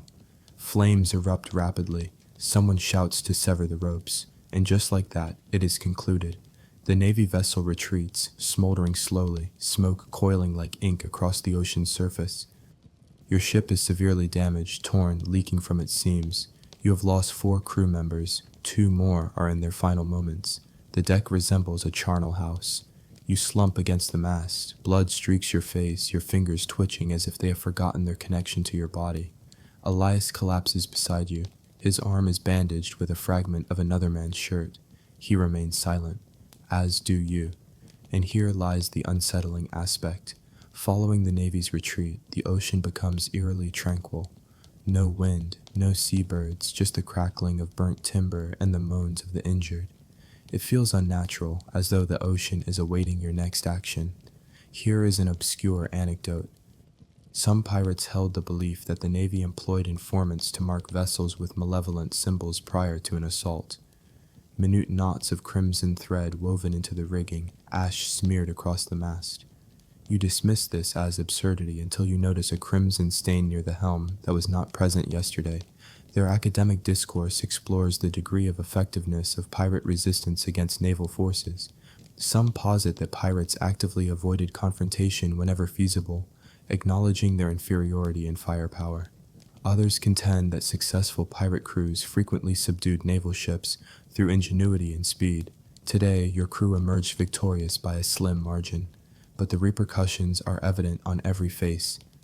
That evening, a profound silence descends upon the ship. No music, no diversions, no celebratory toasts, only the sounds of repairs and shallow breaths. You recline in your hammock, every contusion throbbing like a persistent drumbeat. Your hands remain stained with blood. Some of it is yours, some of it belongs to others. You ought to feel a sense of pride, but all you experience is emotional numbness. And somewhere out there, you are aware that another vessel is approaching, larger, better equipped, more formidable. The Navy never forgets. They apprehend you during your repose, not during active combat, not amidst a tempest or a raid, but on a quiet, still night when the sails are taut and the sea is as smooth as polished glass. You had almost convinced yourself that the worst was over. You were mistaken. It commences with a low whistle. Not a shout, not a loud noise, merely a whistle, soft and drawn out. Then the sound of footsteps on the deck, more numerous than can be easily counted. By the time you are fully conscious, your wrists are secured, and the point of a sword hovers perilously close to your throat. The individual wielding it possesses that distinctive, unyielding demeanor that only Navy officers seem to embody, as if they were meticulously pressed into their uniforms. Behind him, more armed personnel surge onto the vessel, weapons raised, their expressions as hard as stone. No resistance offered, no warning given, merely capture. You are dragged onto the deck where the remainder of the crew has already been assembled, lined up, bound in silence. Elias is present, kneeling with a laceration on his temple. The captain stands centrally, his arms clasped behind his back, his jaw clenched, his gaze fixed upon the officer as if imprinting every crease on the man's smug, pale countenance. A ruse, naturally it was, whispers of the inventory, the ship that shadowed you for days. This was not a chance patrol. It was a meticulously crafted plan. You feel foolish for not recognizing it sooner, angry at yourself, and overcome with dread as they compel you to kneel. The officer pronounces a proclamation in a monotonous, high-pitched tone, something pertaining to acts of piracy, sedition, theft of royal property, and the disruption of peaceful maritime activity. You discern the words, "to be hanged by the neck until dead." The crew listens in stunned quietude. One individual begins to weep audibly, another emits a prolonged hollow laugh. You simply fix your gaze upon the deck, striving to suppress nausea. Pirates did not invariably perish in battle. Capture was a frequent occurrence. Naval vessels could outpace you, outgun you, and occasionally outmaneuver you. When they apprehended you alive, it was not out of clemency, it was for the spectacle. Public tribunals, public executions, a stark reminder to all observers that the crown possessed formidable power and was prepared to wield it. You are loaded into a Navy transport vessel, a cramped box akin to a merchant's outhouse and twice as unsanitary. They confine you with 10 other individuals, shoulder to shoulder, ankles shackled, the air thick with perspiration and the stench of urine. It is dark, devoid of windows or any ventilation, punctuated only by the occasional creak of the hull and the pervasive odor of fear. The ensuing days unfold with agonizing slowness. Time decelerates, halts, and then begins to recede. You sleep in fragmented intervals hunched over your knees. You consume hard tack that possesses the flavor of sawdust and metallic tang. You ingest water from a wooden cup bearing the distinct marks of another person's teeth. You attempt to converse with Elias, but you have been separated. Everyone appears indistinguishable in the gloom, weary, bruised, haunted. A rumor circulates. The Navy is transporting you to Port Royal. The Port Royal, the prominent one. The gallows are sufficiently tall to be visible from the sea. They customarily execute pirates in large groups there. It generates larger audiences. You overhear someone remark that they once hanged 6 men consecutively and left their bodies exposed for several days. Another person states they coated them in tar beforehand. It deters the scavenging birds. You inquire of the man beside you how long the journey will endure. He merely mutters, "long enough to regret everything." You attempt to retrace every step that led you to this predicament, press ganged onto a ship, flogged without justification, subjected to starvation, betrayed. And somewhere amidst it all, you transformed into something more sinister. A pirate, a creature to be apprehended, tried, and displayed like a butcher's trophy. You contemplate the townspeople who will attend, parents lifting their children for a better vantage point, to witness your neck snap like brittle wood.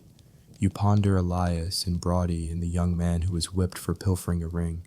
You wonder how many of them will survive to reach the trial. You wonder if you even desire to witness it. It's a peculiar little tidbit of history. When apprehended, some corsairs would admit to offenses they never committed, simply to enhance their reputation. They yearned for historical renown, to be immortalized as legendary figures rather than ignoble failures. Others would prostrate themselves, implore for leniency, and weep, asserting they were merely passengers, compelled aboard. Indeed, some were passengers, yet it made no difference. If you were discovered on a pirate vessel, guilt by association was absolute. One evening, a sentry pauses at your confinement and murmurs, "We are predators, and we embrace it."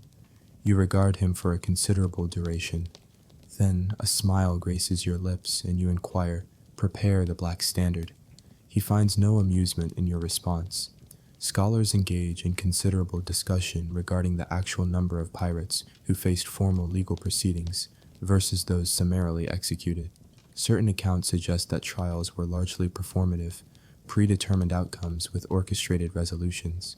Conversely, others propose that some privateers were granted pardons in exchange for turning informant or agreeing to pursue fellow pirates. You remain uncertain of the veracity of either narrative. You are unsure if the distinction holds any relevance any longer. One night, the vessel lurches violently, perhaps severe weather. Several guards lose their footing. One drops a set of keys near your enclosure. For a solitary, impossible moment, the entire world seems to suspend its motion. However, no one stirs, neither you nor any of the others. You are all too weary, too utterly defeated. Even the prospect of freedom no longer appears as a form of salvation, merely a protracted postponement. You spend the remainder of the night gazing at the ceiling, a surface composed of nothing more than dark timber and trickling condensation. Every creak resounds like a noose being tightened. Every droplet echoes the final exhalation. The following dawn, you discern land on the horizon, and beyond it, the unmistakable silhouettes of gallows. The docks of Port Royal emanate the distinct aromas of salt water, decay, and a subtle metallic tang. Perhaps it is the scent of blood, or merely the iron manacles encircling your wrists. You are disembarked from the ship along with the remainder of the captured company. Single file, boots scraping, manacles chiming in a rhythmic cadence akin to some perverse maritime ballad. The townsfolk are already assembled along the thoroughfares. Some express their disdain through spitting, others through scrutinizing stares. A few even offer cheers. It is impossible to ascertain which reaction is more unsettling. Port Royal was once notoriously synonymous with wickedness in the New World, a sanctuary for pirates, a haven of vice, spirits, and regrettably poor judgment. Yet it now stands as a gleaming testament to the Crown's imposed order, rectified, refined, its piratical essence purged and supplanted by execution platforms, constables, and clergymen who address congregations with the same authoritative tone as a cannon's roar. You perceive it instantly, that self-satisfied, suffocating air of moral superiority, the kind that not only desires your demise but also seeks your complete obliteration. You are informed that your hearing is scheduled for the subsequent morning, swift and efficient. They have no desire for pirates languishing in their cells. They prefer them suspended beneath the sun. You have encountered this sentiment before. The king's justice is impartial, particularly to one already condemned by the very color of his sails. That evening, you and Elias recline against the wall, initially maintaining a deliberate silence. Then he remarks, "Do you think they'll let us say something before they hang us?" You offer a non-committal shrug, likely a few eloquent words, a dramatic flourish, something to convey to the assembled throng that you are not mere chattel. Elias nods in agreement, as if that sufficed. He then lets out a low, sardonic chuckle. "I'd always envisioned my end at sea, not gracing a public stage." You find yourself at a loss for words. Neither of you manages to sleep.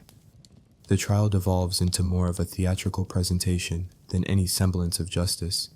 The courtroom is densely populated, journalists, local residents, uniformed officers in immaculate attire.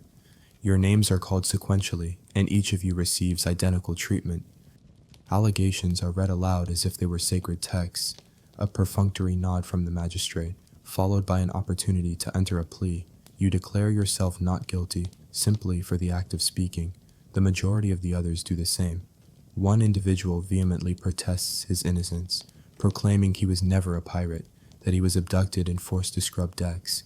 His plea falls on deaf ears. The judge remains impassive. The prosecution presents a tabulation of your transgressions. Some are accurate, others embellished, and a few you are quite certain were perpetrated by someone else entirely. There is no jury, only the gavel, the magistrate, and the pronouncement of a sentence already harbored behind his teeth. You cast a glance toward the onlookers, observing no empathy, only a palpable curiosity and a predatory hunger. They crave a spectacle. They have gathered for a daytime execution. Historically, pirate tribunals were public spectacles, serving as both a deterrent and a form of entertainment.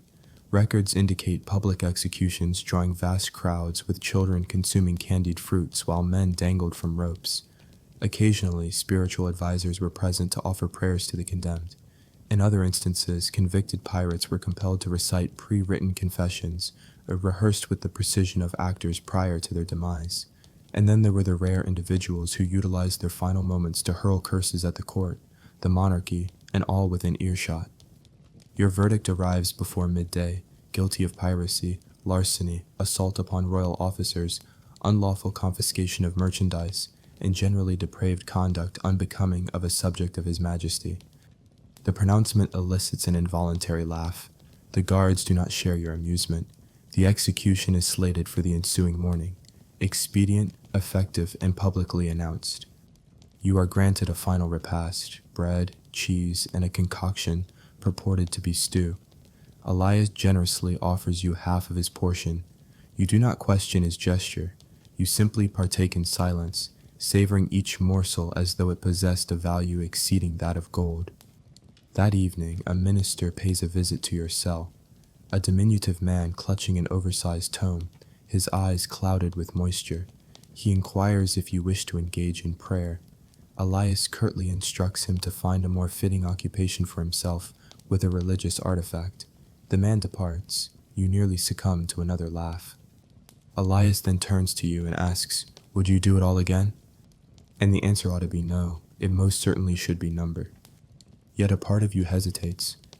You recall the boundless expanse of the open sea, the exhilarating freedom, the uninhibited revelry of the nights, the camaraderie on deck beneath a crimson sky, the invigorating rush of wind against your face as you slice through the waves like a keen blade. Those moments when, for a fleeting instant, you transcended your terrestrial limitations. But then, the images of spilled blood, gnawing hunger, the sting of betrayal, the lash of the whip, the searing embrace of fire, the agonizing cries of men succumbing to death, the sickening lurch in your gut when the Navy's cannons thundered, the wide-eyed terror in a child's gaze aboard a vessel you plundered, utter, unadulterated fear. You contemplate these recollections, meeting Elias's gaze. "No," you declare. He nods in understanding. "Me neither." There exists a tangential account concerning a pirate who, facing execution, artfully deceived the court by feigning insanity. He reputedly bit off a digit, shrieked of aquatic specters, and proclaimed himself Neptune's illegitimate offspring. His hanging was postponed for months. Some accounts suggest he managed to abscond. Others maintain they executed him regardless, positioning him upside down as a final jest. You ponder whether you should have attempted a similar stratagem. It is now too late. And sleep offers no solace, not due to apprehension, though that is present, but because you wish to imprint every second onto your memory. You observe the moon as it drifts languidly through the bars.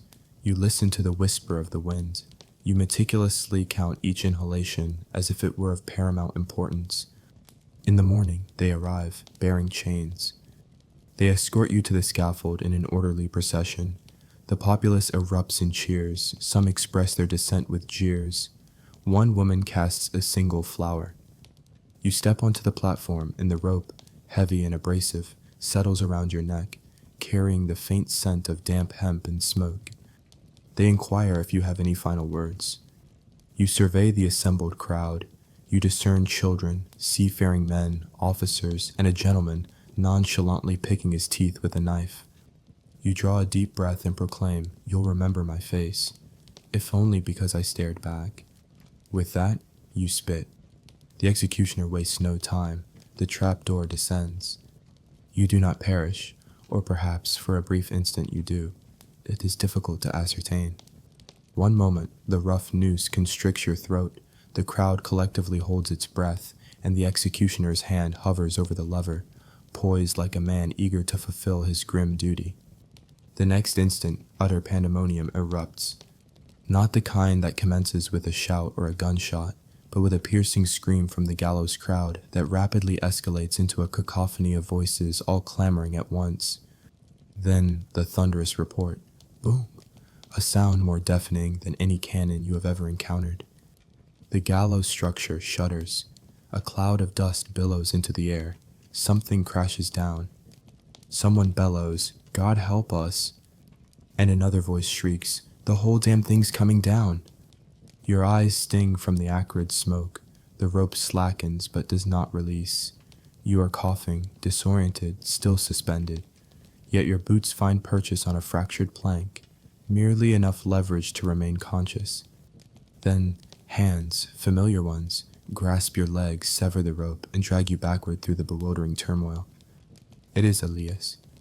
Blood streaks down one side of his face. His shirt is torn. His eyes gleam with a wild intensity. "Come on," he shouts, as if you were merely being invited for a casual promenade rather than fleeing your own execution. Around you, chaos unfurls like blighted blossoms. The crowd is in disarray. Some are fleeing, others are looting the fallen. A section of the gallows has catastrophically collapsed. undoubtedly a consequence of that initial explosive force. Where a platform once stood, there are now splintered timbers and twisted lengths of rope. You observe a figure still swaying from a precariously broken beam. Lifeless, unfortunate. You have no understanding of how this transpired. You do not pause to inquire. Elias is pulling you through the choking smoke in palpable panic. The guards are attempting to regroup, but they are effectively blinded, unable to see more than 5 feet ahead through the suffocating haze. Somewhere in the distance, a pistol shot rings out. A musket replies. Then a second detonation, less intense but closer. Pirates. They had returned, or at least a contingent of them. Later, an individual will claim it was Moore and her crew who infiltrated the port under the shroud of darkness. Another will assert it was a coalition of local smugglers, bribed to incite a diversion. A lone inebriate, vehemently ranting in a tavern a fortnight later, will proclaim that the devil himself emerged from the earth and tore down the gallows. You will never ascertain the definitive truth. What remains significant is that you are running, bleeding, gasping for air, and, against all odds, liberated. Elias propels you through narrow alleyways that you barely recall noticing on your ingress into the town. You vault over barrels, slip through fences, and shove past startled bystanders, who, in their alarm, drop baskets and unleash curses in equal measure. A horse rears, its eyes wide with fright, and bolts. A woman screams that the pirates are indiscriminately slaughtering everyone. You attempt to call out a denial that you're not. At least not today. However, your voice is absent, choked by the constriction of the rope and the acrid fumes of smoke. Eventually, you arrive at a modest structure situated close to the waterfront. A signal, a low, sharp avian call, emanates from within, and the entrance is revealed. You stumble inside and collapse onto the floor. You wonder if you are about to lose consciousness. Elias delivers a gentle slap to your face. No succumbing, he murmurs. Not yet. Inside, you discover others present, fellow escapees like yourself. Some are clad in stolen and blood-stained naval uniforms. One young woman carries a bandolier laden with pistols. A boy, appearing no older than 12 and visibly terrified, clutches a bag of bread. You recognize a couple of individuals from your former associates. The rest are strangers. Nevertheless, the shared expression of having, for the present moment, survived is evident on every face. They possess a small, somewhat dilapidated but seaworthy vessel. The strategy is straightforward. They will await the arrival of darkness. Then they will navigate through the southern channel, hoping that no one is observing. Should you be apprehended, the consequence, if fortunate, will be a return to the noose. More likely, you face a musket ball to the torso, resulting in a lingering demise in the mire. Thus, you endure the wait, each passing minute stretching into an eternity. Someone offers you water. You drink. It has an earthy, metallic taste, but it is fluid. Another individual provides you with bread. You are unable to chew. Your throat remains exceedingly sore. You manage to swallow it, striving to avoid retching. Finally, you inquire of Elias what transpired. He responds with a shrug. Saw an opportunity, seized it, had assistance. That is the extent of his explanation. Historically, successful escapes of this nature were uncommon, yet not entirely unheard of. Seaports were chaotic environments, with lax security and a populace often unmoved by such events. The success of freeing a pirate from the gallows depended on swift, clandestine actions, relying more on fortune than expertise. Accounts exist of bribed executioners loosening nooses, caches of gunpowder concealed beneath scaffolds, and even hired actors initiating disturbances to facilitate an escape. Each narrative differs, contributing to the mystique. Here is an unusual historical footnote. One pirate, known as John Half-Jaw Hawkins, purportedly evaded his execution by gnawing through the hanging rope with his teeth. This feat required 3 attempts, resulted in the breakage of 2 incisors, and was followed by a physical confrontation to exit the public square. He met his end later that week during a tavern dispute over a spoon. Reflecting on this, you offer a silent acknowledgement. At least your own teeth remain intact. By nightfall, your contingent has dwindled to 6 individuals. 3 did not survive. Whether they were captured by guards or lost amongst the throng is now inconsequential. The docks are still subjected to patrols, though with reduced vigilance. Everyone is engaged in the aftermath, accounting for casualties and seeking explanations. You remain within the shadows, your legs threatening to buckle with each step. The abrasions from the rope on your neck burn intensely. Elias assists you into the skiff, and you push away from the shore. The water is unnervingly tranquil, the sort of stillness that amplifies sounds within your mind. You row with trembling arms, muscles protesting, uttering silent pleas to a deity you have never acknowledged. Behind you, Port Royal lies subdued beneath the moonlight. The gallows stand empty. For the moment, you successfully navigate past the rocky outcrops, clear the bay, and then abruptly, you are once again upon the open sea. You are liberated, yet not secure, not yet. The ocean offers no warm reception. It merely tolerates your presence, much like a disgruntled host allowing an unwelcome visitor to rest on its floorboards until dawn. You and Elias drift in that compromised skiff for the better part of 48 hours, sustenance limited to a bag of stale hardened biscuits, a flask of brackish water, and the occasional seabird that circles overhead as if contemplating a strike at your eyes. You alternate between rowing and bailing water. Elias attempts a jest, remarking that you have now endured the most harrowing experience of seafaring in the Caribbean. You try to respond with laughter, but it emerges as a hoarse croak. Your throat still smarts from the constricting rope. There is no defined objective, no charted course, only an expanse of water and sky, and that persistent, faint sound in your ears, which might be the wind or the gradual dissolution of your own heartbeat. By the third day, the sun's intensity is oppressive, beating down on your scalp as if seeking to probe your very thoughts. Salt encrusts your skin and your lips begin to chap. You start experiencing hallucinations, a distant sail on the horizon, the faint chime of a ship's bell. Elias recounting a humorous anecdote that morphs into a somber hymn. You drift into brief periods of slumber, partially conscious, one eye vigilant, your hand instinctively gripping a knife. It is not fear, you have transcended that emotion. What remains is pure instinct. On the fourth day, a vessel materializes. This time, it is real, low in the water, moving swiftly with no discernible flag. Your spirits initially rise, then plummet. It could be pirates, slavers, or the very naval patrols you just evaded.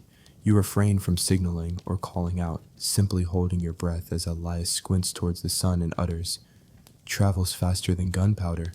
If they are sufficiently terrified, they will not resist. No resistance equates to no bloodshed, no damage, a clean operation, a tidy acquisition. They have indeed spotted you. Inevitably, the ship veers towards you, resembling a predator that has just identified its prey. Shouts, the clatter of ropes and commands can be heard. A grappling hook impacts the side of the skiff, securing it, and you are pulled aboard. Burly figures with keen eyes haul you up. One prods you in the ribs. You recoil. He chuckles. Then a familiar voice calls out, "Leave that one be. He is with me." We simply revel in their fear. She appears at the ship's railing as if materialized from sheer exhaustion. Her coat is dark, her boots impeccably polished, and her hat appears even more absurd than you recall. Her expression remains unchanged, devoid of any warmth. Not surprised, merely assessing. "Well?" she inquires, folding her arms. "Did you miss us?" A wry smile plays on her lips. "The two of you possess a choice. I can deposit you at Tortuga, or I can retain you aboard. We have ample space. You've adapted to the sea's demands, and I favor crew members who have confronted the noose and emerged defiantly. The prospect is appealing. A vessel, employment, a second chance at life. Little deliberation seems necessary. Yet, a part of you questions the ultimate purpose. You have experienced the life of a pirate, endured hunger and conflict, shed blood, taken lives, and wept.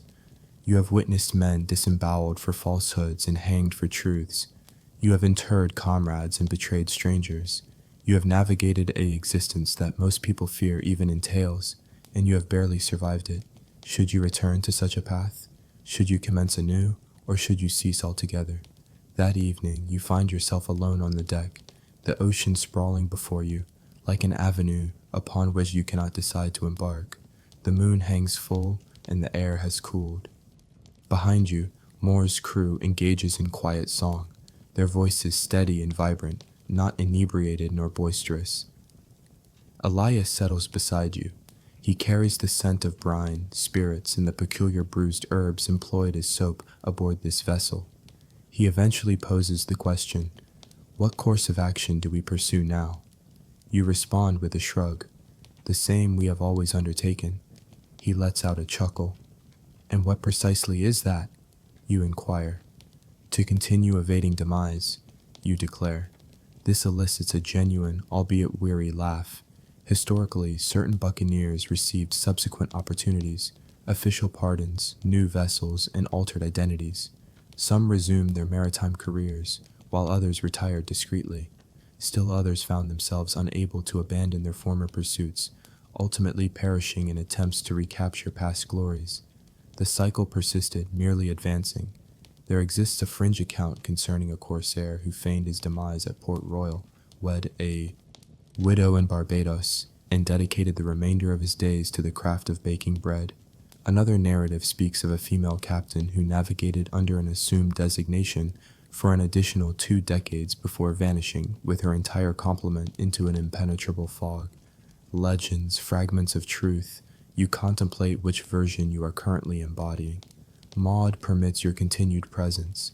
No formal ceremony, no welcoming address, merely a new hammock, a freshly honed blade, and a subtle acknowledgement. Such is the custom. You have rejoined the ship's company, yet you are transformed, and the sea as perpetually observes. You begin to refer to your existence as the tranquil life, but solely within the confines of your thoughts, employing a brand of acrid wit born from enduring ordeals that should have claimed you twice over. Life aboard Maud's vessel is not effortless, yet it represents a significant departure from the anarchy of your previous crew. There is no sharp report of a whip echoing from the mast, no tavern brawls culminating in bloodshed, no pervasive odor of decay emanating from below deck. Maud presides over a disciplined ship governed by regulations and mutual deference, a state to which you are only partially accustomed. Your new role involves upkeep, rigging, canvas, timber repairs, tasks that can be performed discreetly away from the majority. Elias remains by your side. He now holds the unofficial position of ship's quartermaster, though he maintains his primary duty as overseeing rum distribution and providing morale. The crew regards him favorably. Initially, they regard you with apprehension. You are the specter who escaped the hangman's noose. You are the individual who witnessed the interior of a naval scaffold and departed unimpeded. Such experiences instill unease, a sense of the uncanny, and intense curiosity in others. Gradually, the initial distance fades, replaced by something more tangible. Nods of acknowledgement, shared. Jests, meals taken in common. It falls short of genuine trust, not yet, but it is approaching that state. Weeks transition into months. You engage in several ship captures, nothing substantial. Maud favors targets offering minimal resistance, small merchant vessels, privateers who exhibit excessive temerity. Her objective transcends material gain. It is survival, securing provisions, ammunition, and medicinal supplies. She actively avoids naval patrols, negotiates clandestine exchanges in secluded coves, and trades with local populations unconcerned with maritime insignia as long as payment is rendered. The endeavor is less about daring adventure and more about logistical management.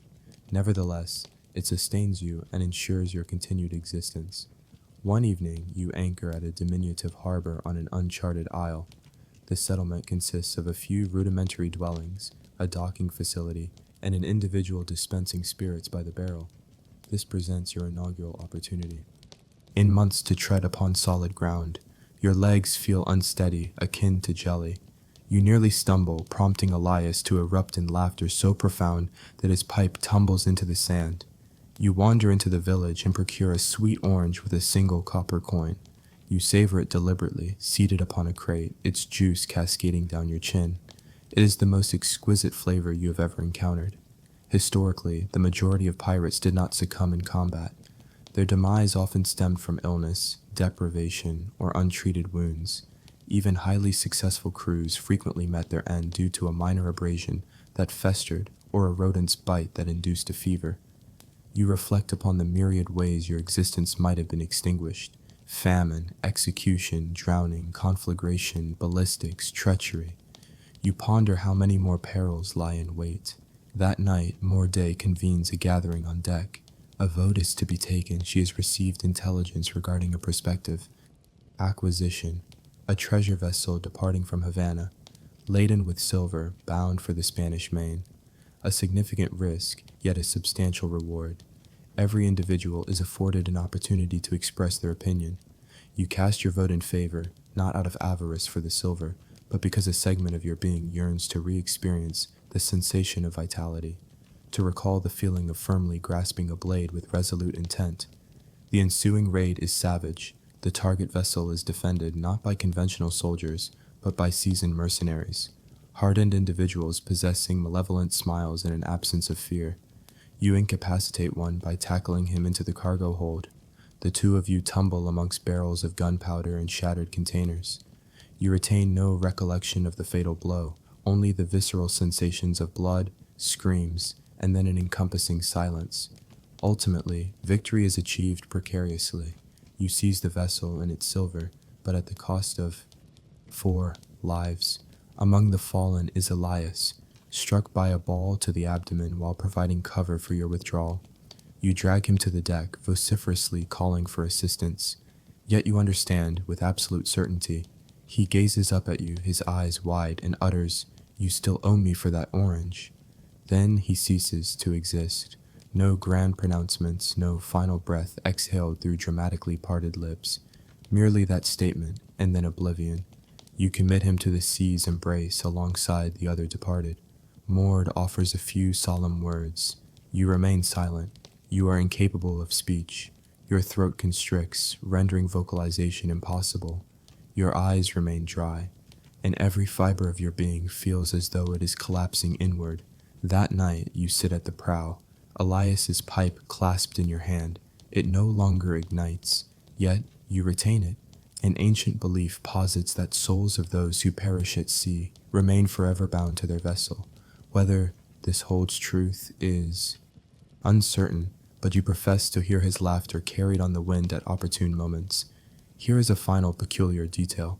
A certain pirate captain, after a tempest claimed his entire crew, navigated solo for 2 years, conversing with spectral entities. While observers deemed him deranged, they also asserted that he never subsequently suffered a defeat. Occasionally, profound sorrow can manifest as apparent derangement. You remain aboard Maud's ship for another year. You grow more resilient, more taciturn, commanding greater respect. One day, she inquires if you desire your own command, a sloop with a dedicated crew, the compass pointing toward freedom. You decline, not from trepidation, but because you have finally comprehended that true liberty is not discovered at the helm of a ship. It is attained by persisting through adversity long enough to select your own destiny. Eventually, you anchor at an island situated far from any naval patrols, distant from ports that might whisper your name. You disembark. Maud observes your departure without question. She offers a single decisive nod and pronounces, "Do not perish foolishly." You pledge to endeavor to adhere to her counsel. You now reside in a humble dwelling adjacent to the water. You repair vessels, share tales, and consume fruit. Occasionally, an individual inquires about the scar adorning your neck, a memento of the noose. You simply respond, "It is from an attempt to embrace a Navy maiden." This typically elicits laughter. By nightfall, you walk along the shoreline. The ocean continues its persistent call, but this time you do not respond. You have had your fill, and thus, dear companions, concludes the chronicle of your calamitous, cursed, sweat-drenched, seasick, afflicted, blade-scarred existence as a pirate. You did not meet your end at sea, in battle, or upon the scaffold. You experienced a form of demise and subsequent rebirth, continuing forward, one splintered day at a time. This is not glory. This is survival. And in the lexicon of pirates, the two are synonymous. Therefore, if you are still conscious, congratulations. You have just endured an experience that most individuals would falter under for even 10 minutes. If your pillow now feels exceptionally plush, it is because you have rightfully earned that comfort. Now, close your eyes, inhale deeply, and drift away, much like a pilfered vessel seeking refuge in a moonlit inlet.